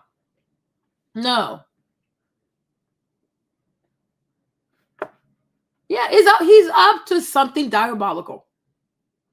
He's up to something diabolical, right? Just like Cassie. If you see J-Lo is older than you, she's more successful than you. J-Lo ran for her life and never looked back. You are way younger than J-Lo. You don't have the success. There is so much you don't know. Why do you think you can do for Diddy what J-Lo could not do for Diddy? Right? There was a whole shooting in a club. Somebody got shot in the eye. He could have gone to prison. Somebody else went to prison for him. J-Lo ran. She never looked back. But somehow you think you understand him more. You can relate to him more. He is so much, just like Carisha. Carisha said, I don't even understand why. Carisha, shut up. Right? But these younger women, like these young girls, they think there's something, I'm special. I understand him more. I vibe with him more. No, you're a child. It's easy for him to manipulate you. He can do to you what he can't do to J-Lo. Because she's not going to stand for that. But you will, because you're a little girl. You have a lot of growing up to do. J-Lo ran. She never spun the block for that man. She spun the block for Ben Affleck, but she didn't spin the block for Diddy. I wonder why. Diddy has a lot of money. He has lots of houses. He has a lot of success. J-Lo never, ever, ever looked back. Right? But you, Cassie, somehow you think you can do something that J-Lo couldn't do. Okay, sure. Carisha, you see Cassie. You see J-Lo. Like, no, I don't know. I mean, it's not my experience. It's not my experience. It's not my, well, guess what? It's about to be your experience. No, so cancel. She got. Okay? Right along with the diddler. She also got canceled. All right? Make it make sense. Something is off with this man. Something is seriously off with this man. And while you're dating him, Carisha, whatever you're doing with him, Carisha, okay, the freak offs, whatever, he ends up getting the little Vietnamese girl pregnant. Something is bizarre with this man. Something is really bizarre. And there's no way in your little tiny itty bitty brain that you think, oh, I look better than J-Lo. I look better than Cassie. Girl. I know that's not it. Okay? So what could ever have you so pumped on steroids that you can think, you know what? I'm going to have a better outcome. He's going to treat me better. He's going to be better for me, nicer to me, more faithful for me. Who are you again? Who are you? People are crazy. That can really turn a man off and make him think that that's all that you care about is having a big ring, when it's more important to have the marriage. And I knew that in my heart. I was like, all right, I'm not going to say anything about the size of the ring. You know, it's still a nice ring. I'm going to take it and we're going to get married. So we ended up getting married. So it was a mediocre ring. So you listened to Shira and look what you ended up. A man that is 20 years older than you, a dusty ring. You had to buy his ring. And on top of that, you gave him your body to this dusty man. I tell you, Shira will have you messed up out here. Okay. Then you're like, okay, I guess I'll just take it. Like, you know, because you needed a place to stay. You had nowhere to stay. So he knew you were desperate. He knew you did not have the upper hand. She was desperate. You were desperate. How can you tell somebody, oh, even if I only stay there for 3 weeks, you're showing your desperation. Girl, have some pride about yourself. I'd rather be suffering in my mother's basement than to show people that I'm like, no, I'm not doing that. Is it okay if I stay with you? So he knew you were homosexual. You were homeless. You were homeless with 2 kids. And most likely, you didn't have a family to take you in. So that's why he could tell you, well, we have to get married first. So he doesn't even want to get to know your family. Know your mom, your dad, who raised you. No, he doesn't care. Then he gives you a mediocre ring. He probably, huh? Yeah. No, because she thought he was rich. She thought he was rich. She really thought he had money because the first date was like lavish. You know? Because Shira told her. But there's no gold to get. There's no gold to dig. There isn't. It's just a bunch of old people, bunch of AARP people with all kinds of issues. There's no gold. There's no gold. There's no gold, you guys. Like, let's be, you think somebody that's really, really successful. You guys, let's be so for real. Let's be for real. Let's be honest with ourselves, right? You really think a man that's a real high value man, like seriously, a man that has a lot to lose, that has a reputation, that makes lots of money, that has a great career, might be a CEO, or at least he's like C-suite type of stuff, right? You really think that dude gonna go put his face on a dating app? For real, for real? If you see the profile of a real high value man on a dating app, it might be a Nigerian person scamming your ass. Be so for real. A real high value man, he's gonna find his wife in his network. He's not gonna be on a dating app, you guys. It's the scammers. I keep telling y'all this. It's the scammers. A high value man, a real high value man, he has enough activities where he encounters people every single day because he's extremely busy at a high level. He has lots of money. What does he need a dating app for?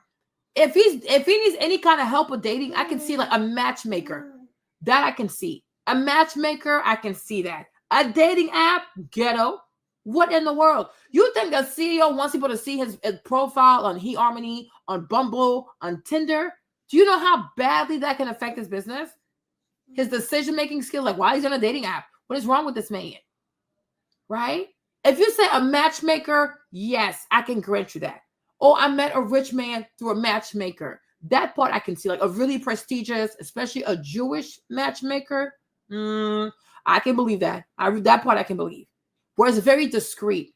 You know what I'm saying? Yes. But an app? No, I don't believe that. That's a scammer. So if you really see somebody on there, he's a scammer. Or it's somebody from Nigeria trying to scam you for some money. Because there no way. It doesn't make any sense. Like, think about it yourself. If you were a high value, if you were a high earner, do you see yourself wasting your time going through dating apps and dating profiles? No. The what I can see you do is like you're going to hire a matchmaker. Tell them what you want. Tell them what you're looking for. It's very discreet, right? And it's like you're going to date discreetly. If it doesn't work out, it's not a big deal. But you're not about to go have no dating profile on a dating app where you pay $20 a month for a profile or you pay $50 a month for a platinum membership. Girl, what? Does that even sound like high value? No, it sounds like booty calls and scams. So I'll be telling you, I don't know what this lady's been talking about. I don't even know what, like the other lady, the lady, the sheer lady. I don't even know what she's talking about. If you at least said to these young women, get recruited by like what's them people called? A matchmaker. Find a good matchmaker and see how you can audition for a matchmaker. So that when she finds men who want someone like you, she'll call you. That makes more sense. Matchmaker, I can see it. A very exclusive like matchmaking service. Yes, I can see that. Where it's very like hush, hush, hush, hush, hush, hush, hush. Yes, that part I can see. You know what I'm saying? But no, bunch of scammers. People who have just enough to impress you for the first date, or they have just enough money to impress you for like 3 days, and then I'm like, oh, I forgot my card at home. Oh, is it okay if you pay? I'll pay you back. Oh, you know, my banker said all kinds of weird. Girl, he about to scam you. Okay. They have just enough money to scam, to lie to you for about 3 dates. Then after that, you're going to start paying for everything. You see? She's paying for the ring. She has to settle for a little ring. Womp, because he only had enough money to scam you. He's not really rich. A rich man who wants to marry a woman where she could divorce him and take half his money, but he does not want to meet her family? What if you're crazy? What if you're schizophrenic? What if you're bipolar? What if your mom has Alzheimer's? Like, these are all things he has to consider because you might have that. You might have the trait. Or if you have kids, the children might have that trait. No, he doesn't care. He is so rich, but he's not going to have a prenup for you. Yeah, he's not going to have a prenup for you. He's not going to talk to his lawyer first to see, like, he's not even asking about your credit score, your liabilities. That don't give rich. Rich people don't play about their paperwork. No, that sounds extremely bizarre. I'm not believing any of this stuff. I am not believing any of the stuff. And this is how you know that some people really don't know rich people. They sit on YouTube and say all kinds of foolishness. But I'm like, that doesn't make any sense. Because he would want to know, what are your expenses? What are your liabilities? How much debt are you bringing to this marriage? He's going to talk to his lawyers. Because how can he protect himself? Because you are young. What if you change your mind? There's no prenup. There's no meeting of the families. He doesn't want to get to know your dad. He wants to just marry you like this after he bought you lobster. Okay. Go ahead and believe that stuff. Hurt yourself. Get yourself hurt. The next week, everybody was shocked. I randomly called my mom, my grandmother, hey, I'm getting married in a few days. We got married at the courthouse because I told him I don't need a big wedding. I'd rather spend that money elsewhere. And we had a really beautiful wedding reception in DC. So now you're married to a high earner, but now you practice frugality, and nobody else came. You married at the courthouse. You didn't meet any of his friends, any other successful men, because high value people hang out with other high value people. No other high value men showed up. He didn't have a best man. He don't have a best friend. He has no best friend at his big age. What? His mom didn't go, what? He married you without even talking to your mother. Like, he doesn't say, oh, let me meet your family. Let me go ask your father's hand in marriage. Girl, what are we even talking about? What are we talking about? What exactly are we even talking about? This is very bizarre. Does not have a best friend? Nobody? His business partners? No one came? No. Shira is really hurting people. This is crazy. At a really nice restaurant. It was gorgeous. So yeah, that is how I ended up getting married. But I think that also something that I want to let you guys know is that becoming his wife and really being the kind of woman that could just get a ring like that. What ring did you get, sis? What ring did you get? She's like, being a woman that gets a ring. What ring? Girl, you just told us he got you a ring from the Cracker Jack box. Girl, what? Girl, what ring did you get? You had to wait years. You had to have children with him. Sleep with a man 20 years older than you. Wait years, okay? For him to upgrade the ring to something decent that now you can feel proud to show it to people. Show us the first ring real quick. What ring did you get? This lady is crazy. She is really crazy. This is crazy to get a ring like that. We don't want the ring, sis. A $300 ring or maybe $1,000 ring. A lot of girls today, they can buy that for themselves. No, girl, we rebuke you. I'm like she said, to get a ring like that. What ring did you get? Does anybody here want the ring she got? We don't want it, sis. We don't want it. And even this ring you have on your finger, it could be fake. Cubic zirconia, yeah, most likely. We don't want it, sis. We do not want this. And honestly, we don't even want this for you. Me, I would have told you this ain't it. This is not it. Okay? This is not it. To get a ring like that. No, thank you. No. Gotta go. Took work. At that time, I had really become a better version of myself, Girl, you moved out from one boyfriend to a new boyfriend in 1 week. What work did you do? You listened to Shira 7. That is not work. That's just filling your head with a bunch of lies and foolishness. She said, I really worked on myself. This girl is crazy. These girls are insane. Version than the woman that was dating thugs and living in some kind of secular lifestyle. I had. So you think she did the work to go from dating a thug to what? A predator? To become the kind of woman that a man would want to take around his colleagues and his mother. But you never met his mother. She never came to the wedding. You never met his colleagues. Nobody came. It was just the two of you at the courthouse. You didn't meet anybody. What is she even talking about? And be the woman that's adding value to him just by standing next to him. But yeah, I know it's kind of a interesting story, but I also helped two of my sisters to get married. They both got married in less than a year as well. So I'm really good at knowing how to get women the ring and to get the kind of men that you will be proud of. So if you ladies are interested in learning more about how to become a trophy wife, then please click subscribe. I would love to have you here. Stay tuned. We are going to be giving all the tips, all of the information that you need to become the best version of yourself, to level up and become the woman not only of your dreams, but of his. So I will see you ladies. Oh my Lord. So now you guys, fast forward to this. Here it is. You see this? You see this? And that's the most viewed video ever. Let's go. Hi ladies. Oh my trophies. Welcome back to my channel. or welcome if you're new here.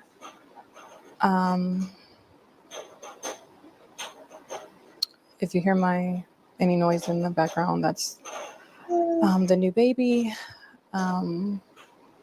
See? Now she has a new baby and she's crying. You guys, in these instances, people need to sue people. Like, I'm not like, listen, it's like if you buy a product, I think advice is like a product. If you buy a product and you apply the product and this is what happens to your life, you need to sue. You need to sue. Because this product has brought harm to your life. You've been harmed. You have been harmed. He said, you've been harmed. So in this case, I think she needs to sue Shira. Because this product has harmed people. She's harmed. She has been harmed. Okay? She has been harmed. I'm like, you should sue her. You need to let her know what happened to you. Because listening to this woman is what got you down this track. And now here you are. Okay? She needs to be sued. And all people who have been hurt by Shira's advice need to file a class action lawsuit. This is insanity. I told you what happened, T. You didn't hear what I said? I told you what happened. A lot has Now happened. she said, look at the title. I married a monster. Oh, so now it went from I'm a trophy wife. He's a high value man. Hey, Anna Kuku. He's a high value whatever man. I'm a trophy wife. I can help you to get a husband. I help my sister. I hope her sisters don't have the same fate she had. Now you fast forward in less than a year. This is all in less than a year. Now the title is I married a monster. Are we surprised? Are we surprised? A rich man allegedly who wants to marry you overnight doesn't want to meet your parents. Doesn't want to meet even the father of the kids who got you. No. He does not interest you. You don't meet his family. You don't meet his colleagues, his partners, his best friend. No. Are we sitting here? Are we truly surprised? Are we surprised? No, we're not surprised. But I will commend her on at least making this video and being honest, because now people can see the before and after and they can decide for themselves, is it worth it to listen to Shira? Is it really worth it? So for that part, I will commend her for that. Because she could have hid and never came and told us. So for telling her, for coming back and telling us what happened, I will give her credit for that. Because I will say it takes a lot of courage when you promoted foolishness. Now that it's bad, you sit here and you tell people, hey, you know what? Here's my life. I was wrong. He's not a high value anything. He is a low frequency monster. He is diabolical. So for that part, I commend her for that. It takes lots of courage. And I'm grateful that she's also being honest so that other people can see this is not good. This is not good. So for that part, I commend her for that.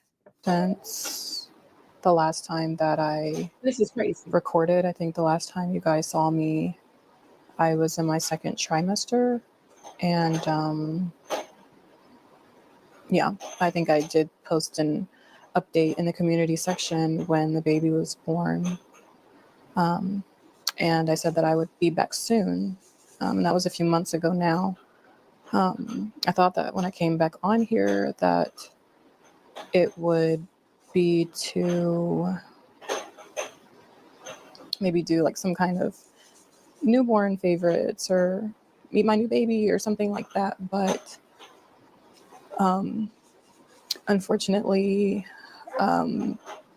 it's been a little over a month since I had to end up leaving my husband. And y'all, this is so sad. This is so sad. All of this, and she just had a baby, so she's going through postpartum. She has to deal with this, deal with this, deal with that. Where is Shira? Where is Shira? Is Shira going to share her AdSense revenue with this young lady? Like, you know what, little sis, I gave you bad advice. It's on me. What do you need for the kids? No, she's not. No, she's not. You listen to goofy people. When bad things happen in your life, they're nowhere to be found. They're on to destroy more lives.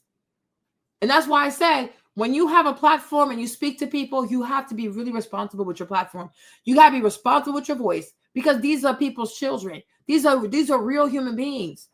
You say things, you want to be funny, outlandish, you want to stick it to the man, you want to be adversarial with men, but these are young, impressionable women who are listening to you. And you make it sound so fun, and you make it sound so easy, so doable. Now look at what we got. This young lady has now she has like 5 kids. She had 2 before. She goes in there with this man because she thinks, oh, the rich man, the whatever. She has 3 more babies. No, she has 5 kids. Right? I think she has 5.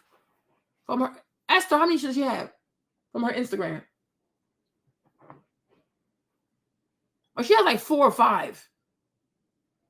You know? It's not 4, it's either 4 or 5. 4 or 5. You see this? Share. I told you all this yesterday, and this has to be God, because not even 12 hours later, we are back here. Not even 24 hours later, we are back. And look, God gave us, oh, you see, she is 29 with 5 kids. 29. She met Shira, she was 24 years old. You know, sometimes people think I'm mean or whatever. I'm judgy. No, this is why I judge, because the more you judge, the more you evade foolishness. You evade these weird traps, okay? That's why I'm extremely strict. Like, I'm like, no, you're not about to bamboozle me. You're not going to bamboozle me. She met Shira 5 years ago. In 5 years, look at what Shira did to her life. Look at what Shira's advice has done to her life. Do y'all think this is serious? You think this is serious? Because people have these platforms, don't say anything for views. Don't say anything to go viral. Say anything. Give all kinds of goofy advice. These are young women you're playing with. And these young women can get pregnant. And then when something bad happens, where are you? She needs to call Shira, because she needs to help her out. She needs to help her out. She needs to send her some money. Because like this young lady never encountered you. Has she never encountered your content? Has she never listened to your content? She would not be here. No, T. She had 2 boys. You didn't listen. The first boy, she was 17. By the time she's 24, she has 2, right? When she meets the man, she has 2 boys, right? Once she marries the man, she adds 3 babies. The new baby is just born. That's why she's going through postpartum. So she has 5 babies. She's 29. She has 5 babies. My point is, had this young lady never listened to Shira, she would not be here. And Shira needs to be held accountable. I'm going to make a thumbnail and put her face on there. She needs to be held accountable. Because the lady, this young woman, she met you, she was 25. She was 24 years old. She encountered your content. She was 24 years old. In 5 years, look at her life. You see, meanwhile, I might be judgmental, whatever, Christian, I don't care. A Trump supporter, concerned, I don't care. The people who follow me, nobody got pregnant. Esther follows me. A lot of women, they follow me. Nobody got pregnant out of wedlock, because I don't preach foolishness. Esther talks to me. Her sister talks to me. Many of y'all, you'd message me in the DMs, right? When you bring foolishness in my DMs, I check your mind real quick. Because I don't play with people. You say some foolish things to me, I will calibrate your mind real quick, because it's not on my watch. I don't play these goofy. Oh, yeah, sure, go do it. No, do what? For what? Have you thought about the long term of this foolishness? Are you insane? Are you insane? Okay? I don't play with people. I will get your mind right. Nobody who follows me can't say, oh, my life is ruined. No. Janet did not want to go do her CPA. I said, you gonna go to school, get your CPA, right? She went to school, she got her extra credit or 30 credit. She did the thing to become a CPA, right? Esther is in med school, her sister's in med school. People follow me, their life, it gets better. Val, she follows me, her life got better. When people follow me, there's a real change. And I don't say, oh, let's find a man, let's go look for money. No. I tell you, you gotta be smart. You gotta think. You have to think critically. Stop being greedy. There's no, I don't play foolishness, because for me, the way I look at life, everybody that comes into your life, they come into your life for a reason. Every single one of y'all who follows me, especially you, the girls who follow me, you are somebody's child. You are somebody's daughter. I don't play with people's children, because you're somebody. The way I have kids, Maybe one day my kids not gonna look up to me. They will look up to somebody else. But I pray that what I did for somebody else's kid, may somebody else do that for my kids. This is why I don't steer people's children in the wrong direction. I don't do that. They might not like it. Oh, there goes Marlene. There goes Marlene. I don't care. I don't care. I'm the big sis. You're the little sis, and you will listen to me. You're not going to throw your life away. You will not throw your life away. I don't do foolishness. I don't do foolishness. I don't do foolishness. Because there are consequences to this stuff. There are real consequences. There are real people behind this. These are real people. These are real human beings. You make this content. All these girls are listening to you. You think you're doing it for fun or entertainment. They think you're being serious. They think you're being serious. In 5 years, look at what she did to this young lady. This is so irresponsible. And she was like, she didn't know this. Go after a rich man. Go look for a rich man. Go create a profile online. Go on these dating apps. This young girl, Isis, she knew nothing about this until she encountered Shira and her content. Now here we are. Now here we are. If it was me, I would go knock on her door with my babies. You gonna help me with these kids because your advice, it led me here. You understand that there has to be consequences to this foolishness. There has to be consequences to people teaching foolishness to young ladies. And it's like, oh, no, go date this, go date that, go after money, go after money. If somebody's daughter dies, it's on you. It's on you. If somebody's daughter ends up getting raped, it's on you. Shira, that girl, Shira, she needs to be warned. This is pure foolishness. This is absolute foolishness. You have to be, you got to conduct yourself like a mother, like an older sister, like a wise woman, like a matriarch. You will have, they might not want to hear it, but you got to give them advice that gives life. This is ridiculous. This is ridiculous. I mean, the people who have followed me, unless they chose to leave, that's on them. But I have not lost a single follower to some foolishness. Nobody who has followed me has been lost. People will watch my videos and be like, oh my gosh, Marlene, you and my mom will get along. Oh my gosh, Marlene, my mom said the same thing. Oh my gosh, Marlene, my therapist said the same thing. Because I am very mindful of the advice I give to people. Because these are real human beings. These are real human beings. People get on social media. It's all about the views. Hey, Sacred, it's all about the views and making money at the expense of who? At the expense of who? These are people's children. These are people's children. Like this, like it just makes it angers me. It angers me. Chase money, chase money, chase money, chase behind an old man. How do we know this man is not running a sex trafficking thing? Why? Is it normal for a man to just spend all kinds of money on a woman he just met? So you do this every night? Where do you get the money for this? Like, what is this? How do we know he's not running a human trafficking ring? How do we know? How do we know? The girls that are flying out on their first date, they fly out to Miami. Oh, it's a luxury hotel. The majority of luxury hotels are used for human trafficking. You think it happens in the cheap hotels? No. Sometimes you might even be safer at a cheap hotel. A lot of these luxury hotels are part of sex rings. They're a part of human trafficking rings. You go into a room with a man you barely know. How you know he doesn't have man in the closet to beat your ass, kidnap you, girl, and then take you to the back door? How you know that even the hotel manager is not in on it? When we read the Cassie lawsuit, every hotel that Diddy does his freak off. These are luxury hotels. These are not them goofy ass, ratchet ass nines, what's it called, Motel 9, whatever. No. When Diddy beat Cassie, who did he pay? The manager? $50,000. Sometimes it's the most luxurious hotels that are the most dangerous for young ladies. Because they hide all of that because it's so luxurious. Like, oh no, they would never do it here. That's exactly why it's the perfect place to do it.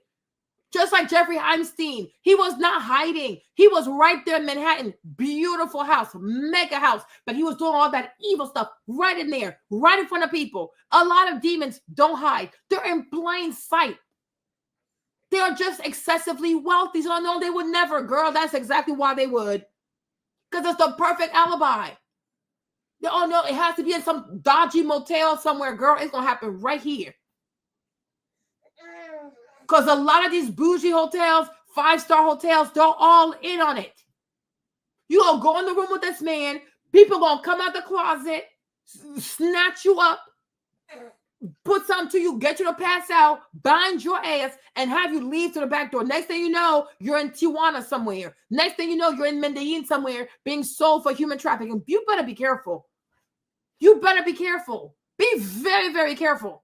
Sometimes I even wonder if these so-called dating coaches don't work with the cartels. I really do wonder. Because what kind of advice is this? What kind of advice is this?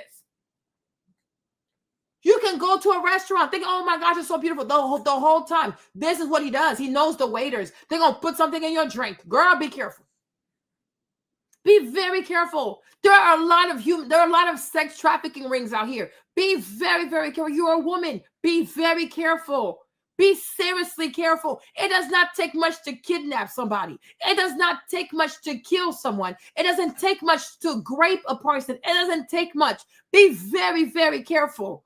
Be very, very careful. A lot of people behind all this money, whatever, there's something dark. There is something nebulous. You have to be very careful. You understand, right? Because you just never know. It's not saying that we don't want you to be happy or have good things. I'm saying don't be greedy. If it's too good to be true, it probably is.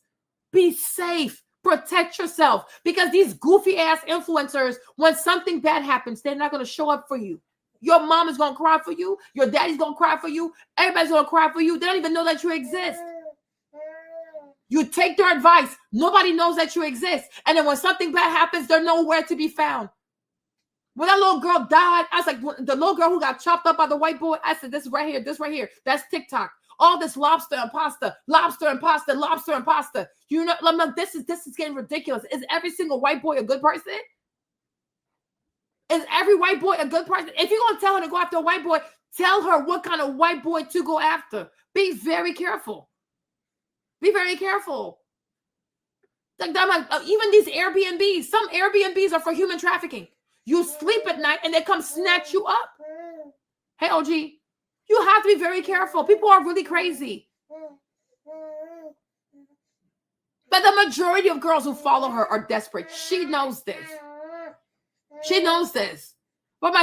She knows this. You have to be mindful. These young ladies, you have to be mindful when you're talking to young ladies. You have to be mindful. And now look.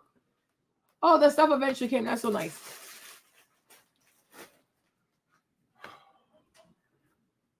This is sad.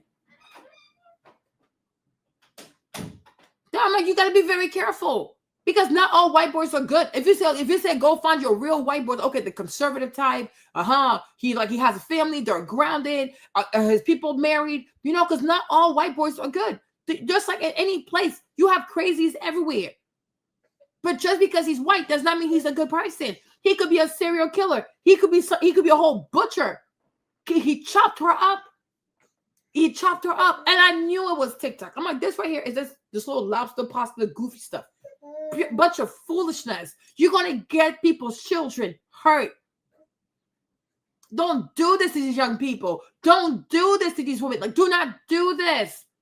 You want to help these women? The first thing you have to teach these women is how to think critically and to not believe in fairy tales. There are no fairy tales. It's just real people. Real people. There's no fairy tales. Nobody's coming to save anybody. We have to save ourselves. And the best way we save ourselves is by practicing critical thinking. And we got to think long term. Like this advice, what does it look like long term? Am I going to benefit from this? I don't know. If the answer is no, don't do it. Because this is crazy. This is really, really crazy. This is sad. This is really sad. Had she never encountered this woman in her content, she would not be in this predicament.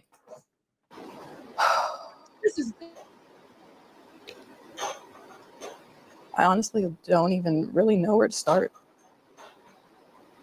with this, just because it's just such a hard topic.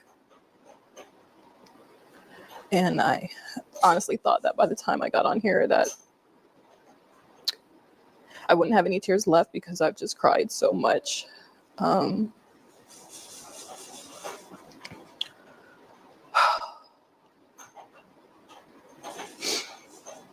It's like I built this channel and this whole brand around being this man's wife and trying to teach other women how to attract good men and provider men and all these different things. And I truly held my husband or saw him as the bar for what every woman should, type of man that or type of husband that every woman should aspire to have. And I didn't realize that the person I married was actually going to be my biggest nightmare. So basically,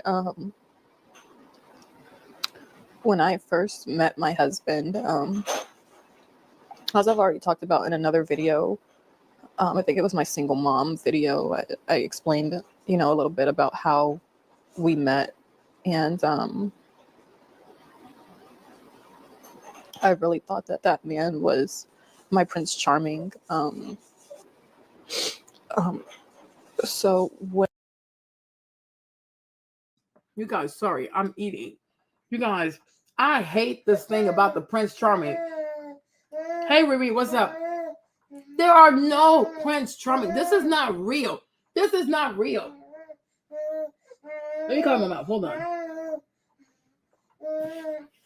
Let me cover my mouth. There's something here for me to cover my mouth with. Okay. There are no Prince Charming. It does not exist. There are no Prince Charming. Nobody's coming to save anybody. These are not real. We are adults. There are no Prince Charming. Does not exist. What you want to do is find a good man, a human being. Prince Charmings is in the movies. We're not living a movie. We are living real life. We're real people. But when I see adults, like women in their especially like past the age of 25, use words like fairy tale, Prince Charming. Oh, Lord, Lord, Lord, Lord. This is how you're going to get scammed. This is how you're going to get hurt. It does not exist. Oh my gosh.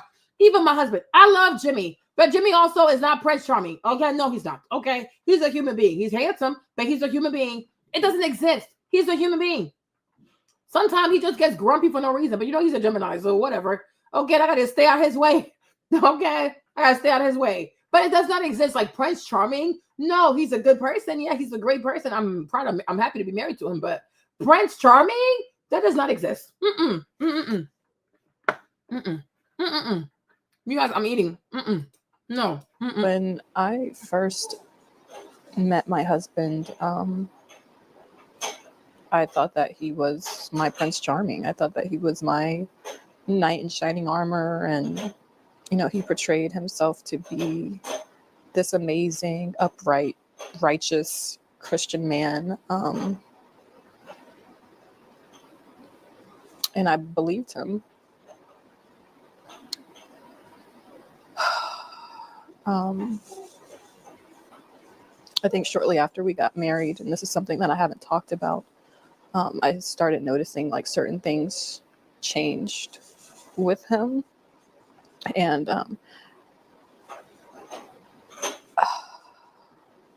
I just started to see a few things that I didn't like. But I honestly thought that some of these were things that I could get past.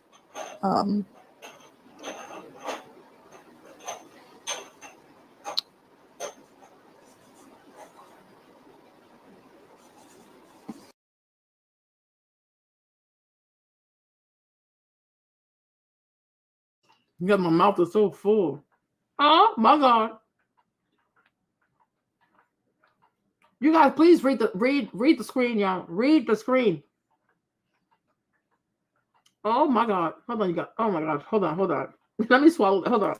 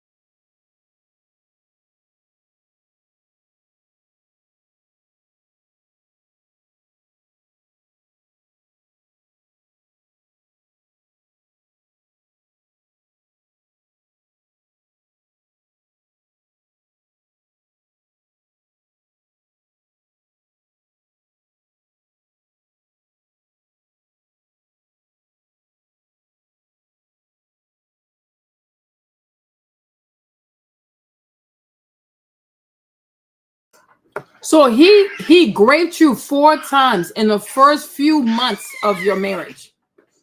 First few months. And then you had the gall to sit here on YouTube a year ago with your makeup on, acting so happy. You see how women are dangerous? You see why I don't trust people? You see why I have issues? You see why I have trust issues with women? Right? Hold on, y'all. Hold on. Stop the screen. Bring the screen back. Hold on. Wait a minute. Okay? You see how women can be so dishonest?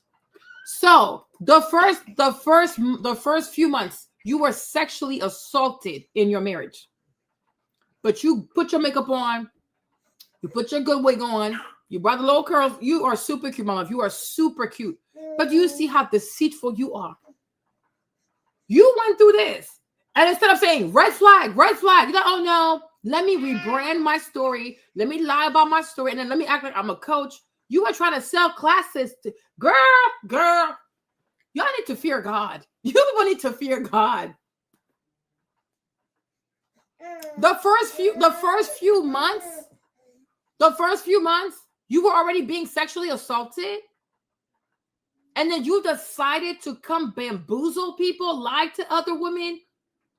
Because when you look at her, would you ever think that she had experienced that with that man? I'm not surprised. Like I told you, once the age difference, it goes over 10 years, especially 20 years, there's going to be abuse in that relationship. Because Diddy did the same thing. It gives abuse, right? But you see how women can be so deceptive? Oh, hey, I help my sisters get married, you guys. I'm really good at this, you know. I have classes. Because she sells classes for $222.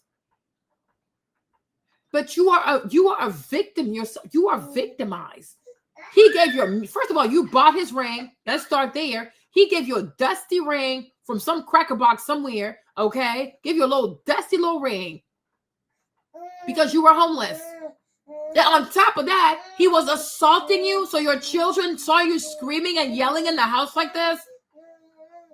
Then you fix yourself to sit here and try to sell a lie to other women, especially most likely Black women. Why are people like this? Why are people like this? You see, women are living miserable lives, horrible lives, but they'll tell, oh, I have classes, I have books, I have whatever. Girl, shut up. You married someone you barely knew. Oh, he was a good Christian. What Christian is going to marry you without wanting to meet your dad first? Meet your dad, meet your mom. What Christian man is going to marry you without even first knowing you? Did you ever see him go to church? Make it make sense. What Christian? And I believed it. No, because it was convenient to believe it because you were homeless with 2 kids. You were desperate. Do you see how people lie to people?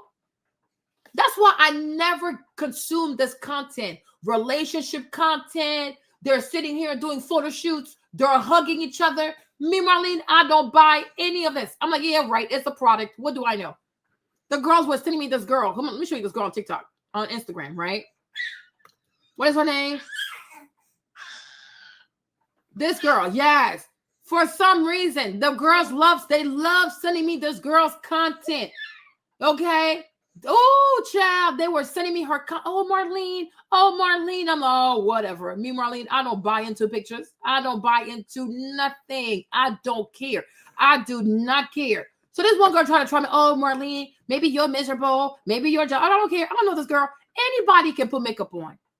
Anybody can put makeup on. Anybody can look happy. Anybody can show you what they want you to see. I don't know these people, girl. We can all do a photo shoot. Like, my husband is very beautiful too. I can do photo shoots. Oh, look at my husband.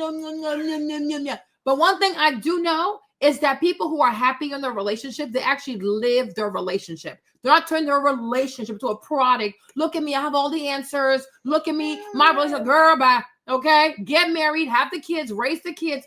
When you make it to 10 years, let us know. Then maybe we'll buy your book. Okay? When you're in a long distance relationship, of course, you talk to him when you want to talk to him. You see him when you want to see him. You don't have to share a bathroom. You don't have to share water. You don't have to share bills. You don't have to put your money in the same bank account. Like, it's very, very easy. Okay? But to me, all this right here, it is nothing more than content. Right? And I'm like, no, I don't care. I don't care about this. You see? Look at this. can be very hard, particularly on women. And that makes us Look at his face. There's something about this dude's face that is actually, I don't know how to explain it. Yo, when I tell you, this girl tried to be mad at me. I said, girl, I got married when I was 25. People do lot. People, they talk a lot. People talk a lot. I'm 39. Okay, right? I've been married for like 14 years, together 15 years, 3 kids. You've never seen me make marriage content. You ain't never seen me talk about, oh, here's my husband. Let me post pictures. So ladies, let me tell you the success.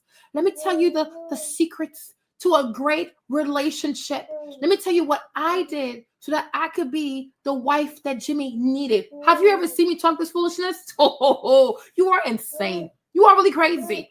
Okay? Never, ever, ever, ever. And I probably will never even do that. If you ask me for advice, I might give it to you. But to sit here and to position myself as like this oracle of relationship. So you guys, marriage is not easy, but it's about putting forth the effort. You know, when I met James, he told me I was the right one for him. Yeah, girl, shut up. No. Okay. Like Jimmy and I, we sit here and we complete each other's sentences. No, sometimes we roast each other and it's actually really funny. Okay. Like, no. Okay. These people, they're crazy. They are really, really crazy. And like, we see how he's looking at her. That's how you know he up to no good. Okay. I'm like, girl, bye. Get married. If y'all are so in love, if you have all the right answers, get married. Move to America. Live with him. Have kids. Go through the gig, sis. Okay. Everybody wants to be a professor. Okay. Go actually in the workplace and start working. You know so much theory. You've read all these books. You know all this theory. We want to see you apply the theory. Okay. We are tired of professors. Oh, let me tell you how. Let me tell you how. Girl, we want to see you do. Okay. Do. We want to see how you guys parent together. Have kids. We want to see you like parent. Who's going to stay up at night? Who's going to change the diapers? What if somebody does more than the other person? We want to see y'all do like actually do it. Do it. All these professors, they love theory. They love graphs. They love, but according to the theorem of Polypolis, okay, the theorems say, no, we don't want theorem. We want actual practicality. Do it. Do it, girl. Doing it and doing it and doing it well. Do it. Long distance is not easy. It's extremely easy. Long distance is very easy. You get tired of long distance, move closer. It ain't that hard. Why don't you do it? Because you're scared of something, ain't you, right? Do it. You ain't got no kid. He ain't got no kid. Move your stuff. Your business on the internet. We have the internet in America. There's nothing she does in London she can't do in Texas. Okay. Because you're scared. You don't want to live under the man with his roof.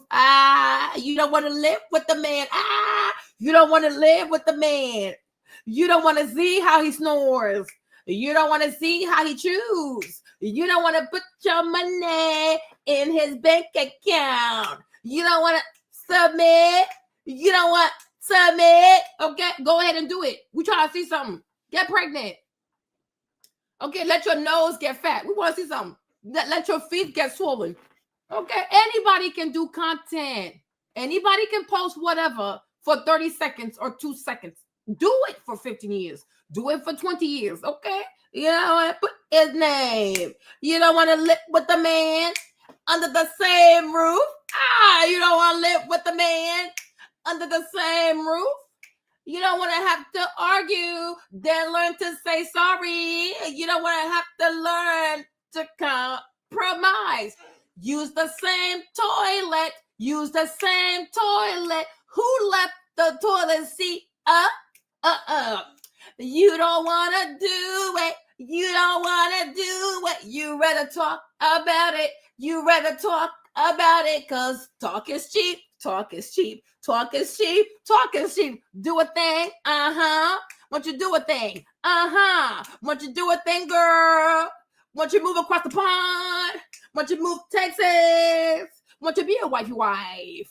Want you to raise their kids. Want you to get pregnant. We want to see a thing. We want to see a thing. We want to see a thing. We want to see a thing. Do the damn thing. Okay? Exactly. Go sit down somewhere. Go sit down somewhere. She was like, this girl, she really tried me. I said, girl, don't do it. Okay, hey, girl. Okay. Child, do it. Do it. Let that baby be born. Then y'all have to fight on how you want to raise this kid. Do it. We want to see y'all pick a name and see you people agree to how you going to name this kid. Do it. We want to see your ankles swollen. We want to see something. We want to see your nose get fat. We want to see your nose get big. Do it, girl. Do it, baby. I want you to do it, girl. Do it, girl. Do it. I bet you ain't going to do it. Want to sit here and pontificate. Okay? Everybody wants to be a college professor, right? Oh, I think this is what I think. This is what I think. Girl, do it. If you know so much, why don't you do it? Do a thing. Okay? Do it. Mupia, what's up? Why don't you do a thing? Hey, Sandra, why don't you do it? Why don't you do it real quick? Girl, why don't you do it, girl? Why don't you do it, girl? Why don't you do it? Marry the man, feed the man, and watch the man grow a little 6-pack to a 12-pack. And be like, oh, daddy, I love your big belly. Why don't you do it, girl? Why don't you do it, girl? Do it, girl. Do it, girl. Hey, hey, hey. You don't want to do a thing. You don't want to do a thing. Once you go ahead and do it, girl. Go ahead and do it. Move across the pond. Move into his house. Take his last name. Submit to the man. Okay? All right. Okay. Okay. Dale, mommy. Dale. Ven acá. Come up here. Huh? Uh-huh. Yeah, right. Long distance is so hard. Girl, live in the house with the man, raise the baby with the man, take his last name. Okay. And she say, okay, husband. Okay, I'll be submissive. Okay.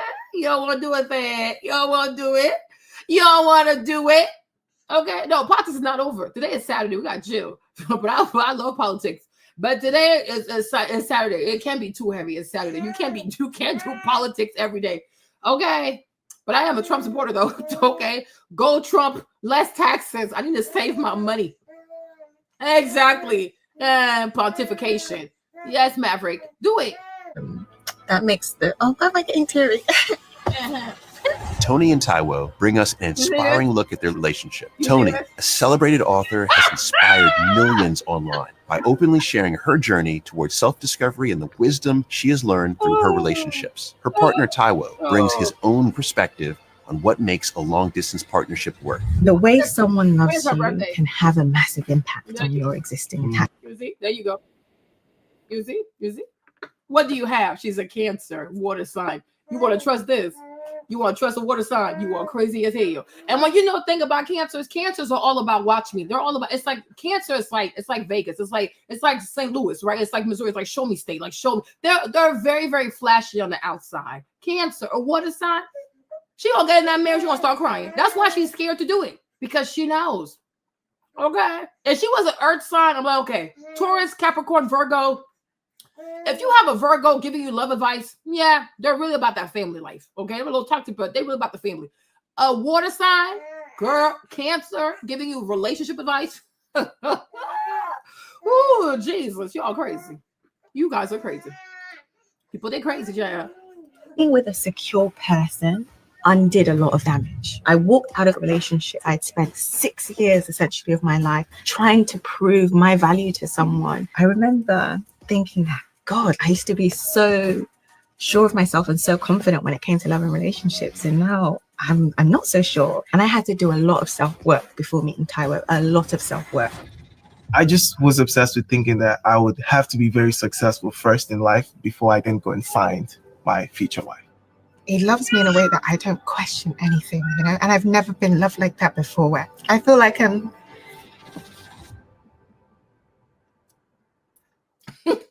long day. Oh my God. Y'all, the air sign in me. I could never take love advice from a Cancer. You are crazy. You know who's a Cancer?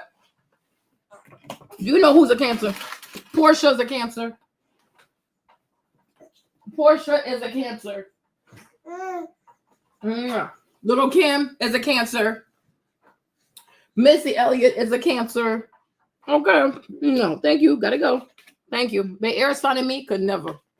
She's a water sign. She gonna cry and cry and cry. But then by Cancers are really about like what's like on the outside. They're very flashy people. If it comes to family, I would definitely say Virgo. Virgo people, they're more family minded. Yeah. Virgos. I would definitely say Virgo. For family, Virgo. Mm-mm. No. Thank you. Gotta go. Gots to go. Yes, fashion. It's a very fashionable people. Yes. No, Lil Kim, Portia, Missy Elliott. Okay, it's a very flashy people. That's about it. Relationship advice from a Cancer? You're crazy. It's like taking love advice from a Pisces. What the fuck? No, you're crazy. You're insane. Love you, Pisces. I love you. It's like sad to even say like I could get past some of these things. I don't even know where to start. 6 weeks ago, I was changing my daughter, my 4-year-old daughter, and I noticed that when I changed her, she was red and very sensitive. And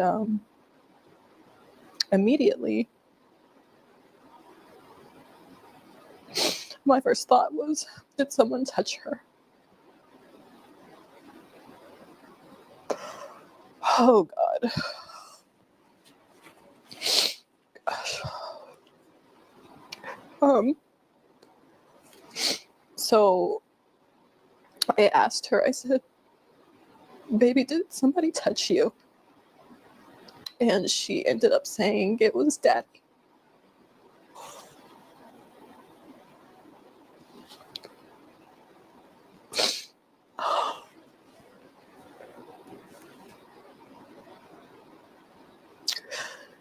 I felt like my world ended on that day.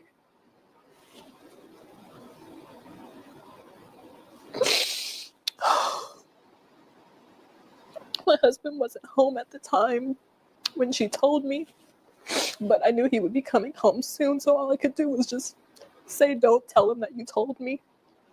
And I just instantly started trying to think of how I could get my kids out of the house, because I knew if I confronted him or asked him about it, that he would just lie, and that he would probably just continue to keep doing stuff to her, but just become more covert or more sneaky or whatever.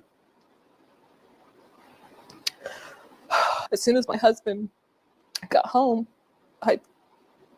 he was actually picking up the boys from school, my 2 older boys from school. As soon as he got home, I told him that I was gonna go Halloween shopping with my sister, because I just needed an excuse to get out of the house with all the kids. And I knew if I said something like, oh, I'm going to the grocery store, that it would be suspicious. Like, why am I bringing all the kids and like packing things, like things that we would need and things like that. So going Halloween shopping was the best thing I could think of to just hurry up and get the kids out of the house.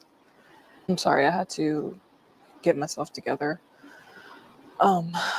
So when I got to the hospital, they basically told me that we had to go to another hospital because they didn't do physical exams, like that kind of physical exam there. So a police officer escorted the kids and I to another hospital where they were able to evaluate my daughters. It ended up coming out that he had actually been touching both of my daughters, who are only 2 and 4 years old.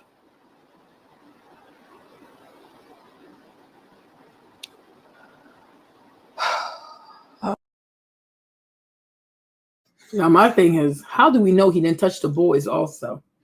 How do we know? How do we know he didn't touch the boys? You see, this is why I said, and then once stuff like that happens, you cannot forgive yourself. You cannot forgive yourself. You have little babies. You move in with this man. You don't even know. He said, oh, if it's okay if we stay here for 3 weeks. Girl, we don't know this man. You barely meet this man. How do we know? Meanwhile, I am so scared. Y'all don't understand. Meanwhile, I am extremely, maybe it's the big sister of me. I don't know, but I am extremely protective of kids. Because you do something to my child, I'm going to go to prison. And I don't think I'm meant for prison. You understand, right? I'm not built for prison. So therefore, it's better for me to stay out the way. You understand? Because me, I ain't playing with people, y'all. If I was a single mom, if my child is not old enough to talk, to defend itself, him or herself, and to stand up for themselves, we'll have to be by myself, or it's gonna have to be in a way where like, I'll see you when I see you kind of thing. Because if you do something to my child, it's not gonna end well. For you, for me, it's just not gonna end well. So it's just not worth it. Because I swear I could see myself going really, really dark. I really can. And it's gonna be like they might have to like it might. I don't want to say it. I don't want to say it, but it will go really, really dark. So because I don't want it to go there, I think it's just better to stay out the way. It might not be easy, like running, but I want to have a life too. I get it, sis. But people are just so sick. I'm not saying it's impossible, but it's definitely not something that we do after a first date. Oh, first date. Now I'm gonna move into his house. It's not something that we do casually because this day and age, ladies, there is too much stuff we can do to get caught up in foolishness. We need to run background checks on people. Plain blank, period. If you don't understand that, I have kids.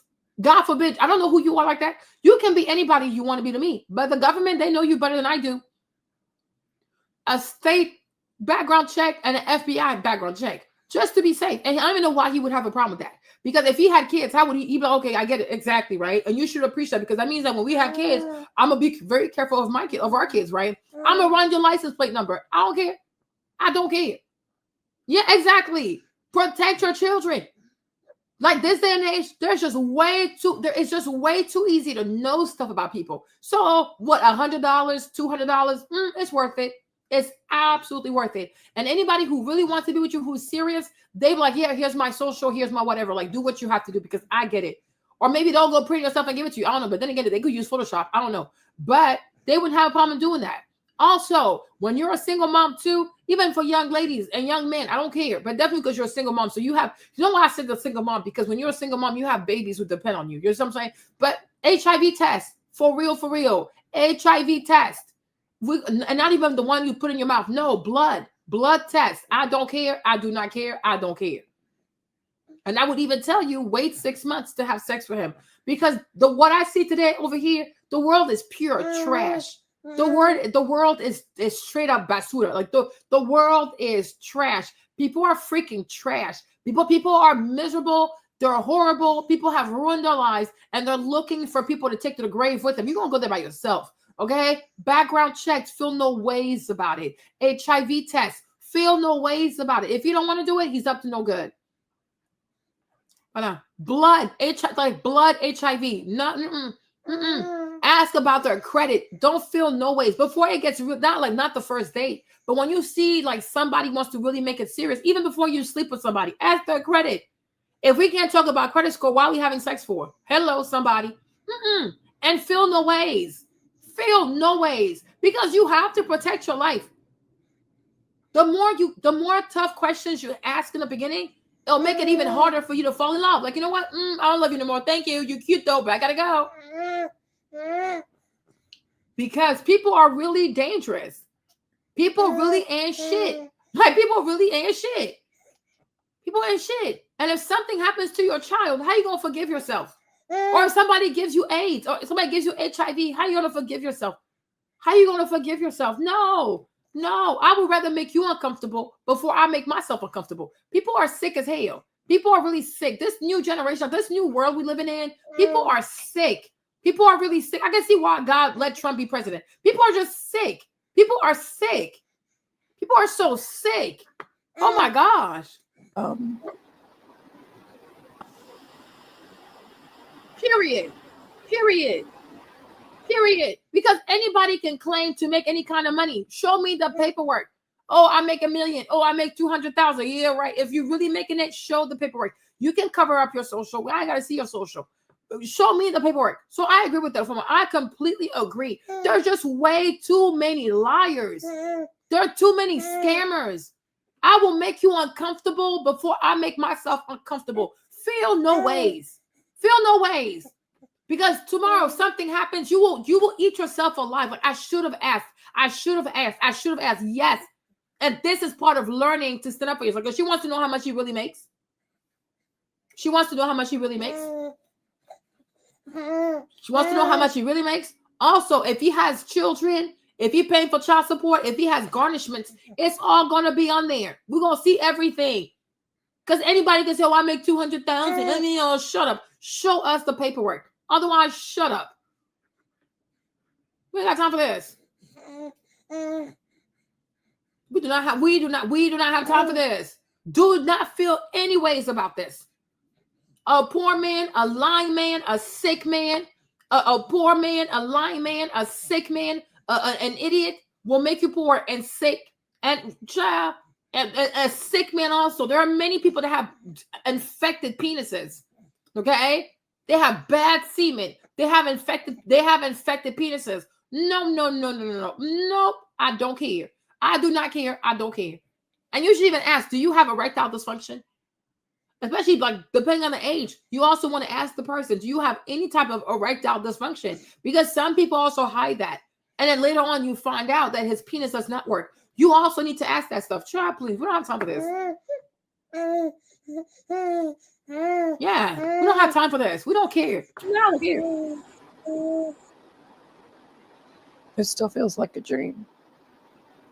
Like This is a nightmare. It's not a dream. when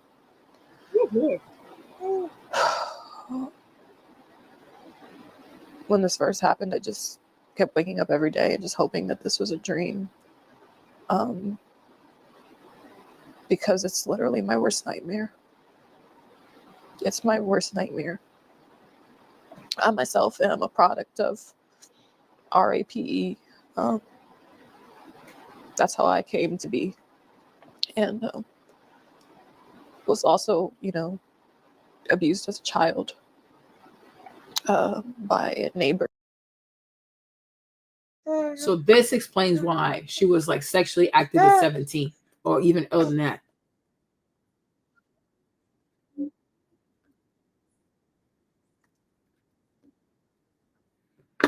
This explains why.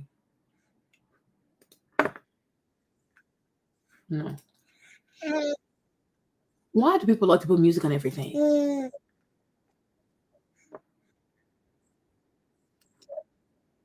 People are all emotionally damaged people are always sexually promiscuous. Let me say this again. If you are traumatized, if you are emotionally damaged, you are promiscuous. And do you want to know why? Why is that? Emotionally traumatized people require constant validation from Yes. others. Yeah. You married to a woman who's been traumatized, abuse, abandonment, whatever. Yeah. When Yeah. you're not around her for too many days, Yeah. she has to entertain another man. Yeah. And Because- we saw that in ISIS. We saw that in ISIS. She was dating the thug, but she was still entertaining other men. That's how she met the demonic husband. And after she met the demonic husband, she was still talking to the demonic. She was still talking to the demonic husband. When she left her thug, when she packed her stuff and moved out, she was still entertaining the demonic man. Liking thugs, liking these so-called rich men because they can buy me stuff. ISIS requires a lot of validation. Prince Charming, fairy tale, take me out to nice restaurants, buy me a ring, tell me you love me, tell me I'm beautiful. Yes. Now we even have to ask ourselves, even if Shira herself was not abused as a child, because who needs this much validation? Because her trauma dictates constant validation. Yeah. And constant validation means I must have a man in my personal space. Yep. Yep. And that's what she said. I centered my life around being his wife. Yep. Date a woman who was crazy about you. She absolutely loved you, so you thought. It was really addiction. Yeah. When you finally let her go, when you finally got her to stop stalking you, she ended up with another man like that. Yep. And your ego took a hit. You said, wait a a minute. Yep. I know that woman was crazy about me. Climbed Yep. in my window, came to Mhm. my. You understand? She was. You saw that with Isis. She was crazy about the first thug, and then she became overly crazy. But she's like, "Oh, let me buy the ring right now. Let me go buy the ring right now." You see, stalking behavior. The man said marriage. She's like, "Okay, I'm gonna go buy the ring right away." He wasn't on a work trip somewhere. She ran and bought the ring herself with the little bit of money she had left. He has to make me his wife. He has to make me his wife. It's sad. We're gonna pray for her, y'all. We gotta pray for her. God did not bring us to her content for us to be entertained or whatever. God wants us to pray for her. So we have to pray for her because what Dr. Umar is saying, that's exactly what I see in her. This is crazy. Hold on. She was crazy about your presence in her life. And the minute you distance yourself from her life, she found a replacement without a problem. Emotionally damaged people are promiscuous because they cannot go without constant validation. They need Emotionally damaged people are always sexually promiscuous. Let me say this again. If you are traumatized, if you are emotionally damaged, you are promiscuous. And do you want to know why? Why is that? Emotionally traumatized people require constant validation from others. Mm. You married to a woman who's been traumatized, abuse, abandonment, whatever. When you're not around her for too many days, she has to entertain another man because her trauma dictates constant validation. And constant validation means I must have a man in my personal space. You ever date a woman who was crazy about you?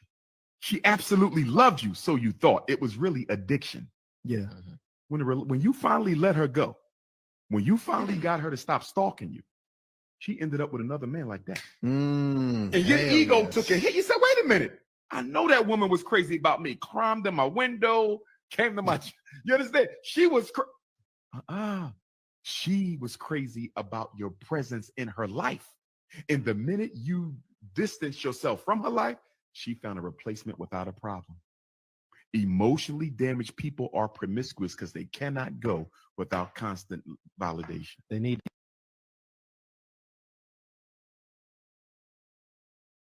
Emotionally damaged people are always sexually promiscuous.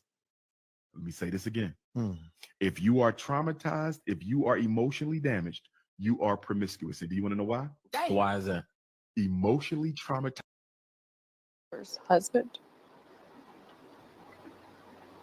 And I specifically prayed to God that my children would never, ever, ever have to go through this.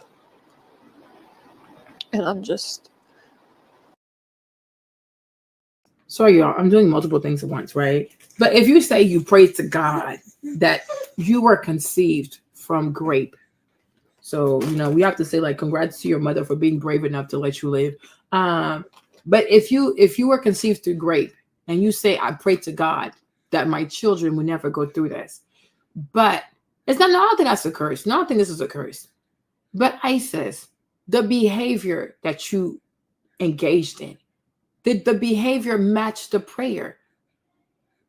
Because I don't think this is a curse. I just feel like this is what just not being. I don't think she's cursed. I think she's just not being careful.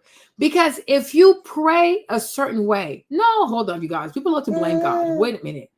If I pray to God and say, God, my mama was great. I'm grateful that she saw fit to let me live. But this is not ideal. Like, I don't want this for my kids. I don't want this again. I don't want it for myself. I don't want this for my kids. If you make that prayer to God, are you not then also responsible for walking in a way that matches the prayer? Should you also not live your life in a way that matches your prayer? Because you can't tell us that you prayed to God that none of your children will never encounter this. But Isis, you just move in with men overnight. You barely know people, and then you move in there with your children. So is this really God, or is this you? Because I'm like, yo, this don't make no sense. You can't. It's like I say, oh God, I pray that I don't die underage. Let me live long to see my grandkids. but you do alcohol, you do drugs, you out here acting crazy, you play with guns, you're not serious. Because the prayer, the walk, your walk in life has to match the prayer. We heard Isis say with her own mouth, oh, I have nowhere to stay. Is it okay if I stay with you for, even if it's just 3 weeks? She told us she barely knew the man. She calls the man and she has a 5-year-old and another baby. And she says to the man who's 20 years older than her, oh, you know, he's nice to my kids. The girl, shut up. You decide to move in with the man you barely know. I said, you can't, just because you pray a thing, oh, I pray this over. It is not juju. It's not a wish upon a star. If you pray for something, your behavior has to match your prayer. Your actions have to match your prayer. God, I prayed for God to make sure my kids don't get sexually assaulted. Therefore, I'm not going to expose my kids to random people. You brought your kid around the thug, the YN. You say when you saw it, he was not connecting with your kids, but you did it anyways because ISIS don't want to take accountability for ISIS. You wanted an easy life. Oh, he's going to pay the rent. That was his apartment. Anything. That thug also, he could have had guns. He could have had ops, all kinds of people. You exposed the baby to that. Once you go on this date with these rich men, oh, well, I met a rich man. He wants to be my girlfriend. Now, okay, I'm going to leave the thug and go to this new man's house. You barely know this man. And you said, even if I could just stay here for 3 weeks or whatever. Huh? 3 weeks or whatever? You think it takes more than a day or even more than 5 minutes to hurt a child? So you're not serious. People need to stop blaming God for everything. You pray for something, your behavior has to match the prayer. That's it. Because we are responsible. God hears you. Why would God want the babies to be assaulted? Why? But at the same time, you also got to help God to keep the kids safe. Hold on, Maverick. You have to help God keep the babies safe. But out of your own mouth, you see how she was laughing? If I could just stay here for 3 weeks or whatever. I'm like, what? Don't even know this man. You don't want your kids to be assaulted, but you married somebody that you didn't even know. He also did not care to meet your family. But you don't even know his family. You don't even run a background check on him. Are you kidding me? No, y'all. We are not blaming God for this. Because the prayer was heard. But how was her behavior? You can't pray to God, oh God, I don't want to be robbed. But then you leave the door open. You leave your front door open. Are you insane? You have a Mercedes parked outside. You have all this fancy stuff parked outside. And you want to leave your door open and go to sleep? Are you insane? Are you nuts? What kind of farce is like? What is this? Hold on, Maverick. You can't do stuff like this. Like, you know, it happened to your mom. It happened to you. Be careful. And then the moment, and then now you're telling us that within the first few months, he also raped you. ISIS, why didn't you leave? What is this? What is this? No, you stay. And now you want to say, oh my God, I don't know. He touched my daughter. Girl. You can't even be serious right now. And for a Gemini, this is extremely disappointing. For an air sign, I don't know why sometimes I have like these Geminis. I know another one like this. I know another girl like this. She's a Gemini, but she wants to act like a Cancer. It is so bizarre. Like, this is for a Gemini to be like this. This is weird. I guess she's a woman, so maybe that's why. Maybe women are different. But this is very bizarre. This is so bizarre. This is bizarre. Not quite sure how this happened, why this happened.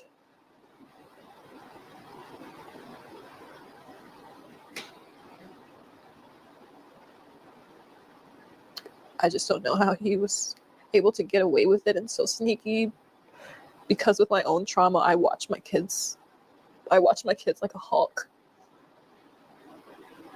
Like, I don't like them sitting on people's laps. None of that. And he knows how much I cannot stand men like him. And to think, Doesn't know because you married him. You're full of it. I said, you're on my nerves. How can he know? You married him and you stayed. He knows how much I can't stand. He raped you, you stayed. He beat you, you stayed. So you offer, obviously, you know you can't stand. If the money's good, you'll stand for it. Be quiet. You got my nerve. Oh, I don't want my kids to sit on somebody's lap, but it's okay for your kids to move in with a complete stranger. You can't live with your mom or your sisters. Make it make sense. And you're probably the type to compete with your sisters. That's why you couldn't tell nobody what was happening. You're probably the type to compete with other people. You are probably the type to compete with people, to lie to people, and to put on a facade. Mm-hmm. Like I couldn't even go to sleep in my own house and know that my children are safe.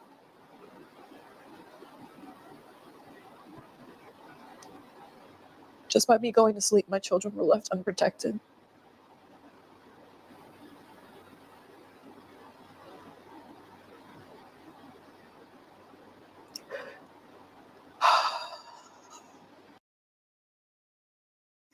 She said, oh, I can't go to sleep. How can you go to sleep? There is a rapist in the house. How can you sleep? So proud. Oh, look at me. Married in 1 week. No, there you go. Now here we are. Here we are. What is the rush? You don't have to be married in 1 week. What is the rush? What is going on? Does he have HIV? You're not even saying, oh, married in 6 months, married in like a year. You know what I mean? Like, oh, married in 9 months, married after, oh, you are married in a week. In a week. And that's what you were trying to sell to other people. You're trying to sell to other people. You go through abuse, you're raped, and you were trying to sell that to other women. Like, yeah, you also want to get married in a week. No, they don't. No, they don't. There's no rush like that. Take your time and get to know people. You didn't take your time to get to know people, and you want to sit on YouTube and you want to glamorize this reckless behavior, and you want to start pitching that to other women and sell that and sell classes on how to get a husband in a week. What? How to marry a monster in a week? This is crazy. This is really, really crazy. This is horrible. So I don't know what the future of this channel is going to be. Yeah. I don't know if I'm going to change the name or what.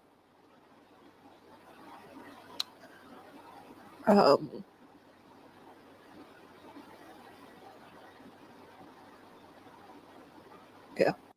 Girl, this is a lot. And look at her channel, y'all. Big brain, little brain. Know when to walk away. Set boundaries. Well, your thoughts and emotions are controlling you. The 3 B's of a trophy wife. What you need to succeed. Foolishness. Let's go. What I wish I knew before dating rich men.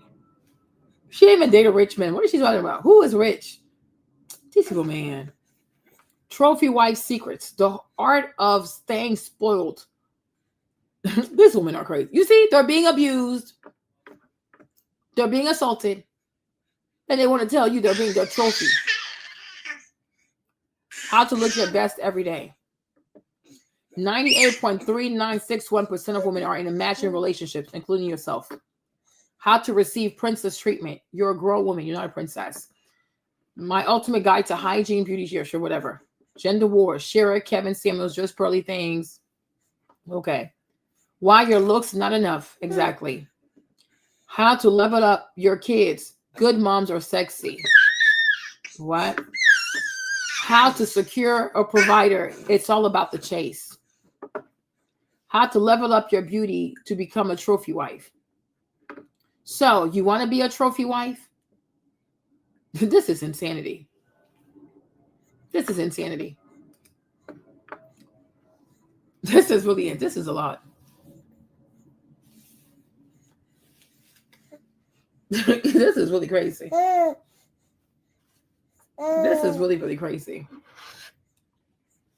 This is a lot. I mean, of course, yeah, she's monetizing it. She has to. She needs money. She has 5 kids. She has to make money. Shira's not gonna help her. You see this? This is why you don't envy anybody. Okay? Trophy this, trophy that. Yeah. Yeah, sure, whatever. Okay? No. There's no fairy tale. There's no this. Just regular people do regular things. Okay? Let's normalize that. Because you don't need to go attract a whole demon. Because this is crazy. Yeah. It's really, really crazy. And when you have a lot of trauma like this, when you know that you were conceived from grape and things like that, you really, really need to work on yourself. You got to have therapy. You know, and her mom should have put her in therapy. Like, her mom should have had her talk to someone. You know? Because maybe knowing that she was conceived that way, maybe that also did something to her. Maybe that did something to her. And the last person you shouldn't have listened to was Shira. You should have got on YouTube and found the therapy section of YouTube. Like, seriously? This is a lot. This is really, really a lot. This is sad.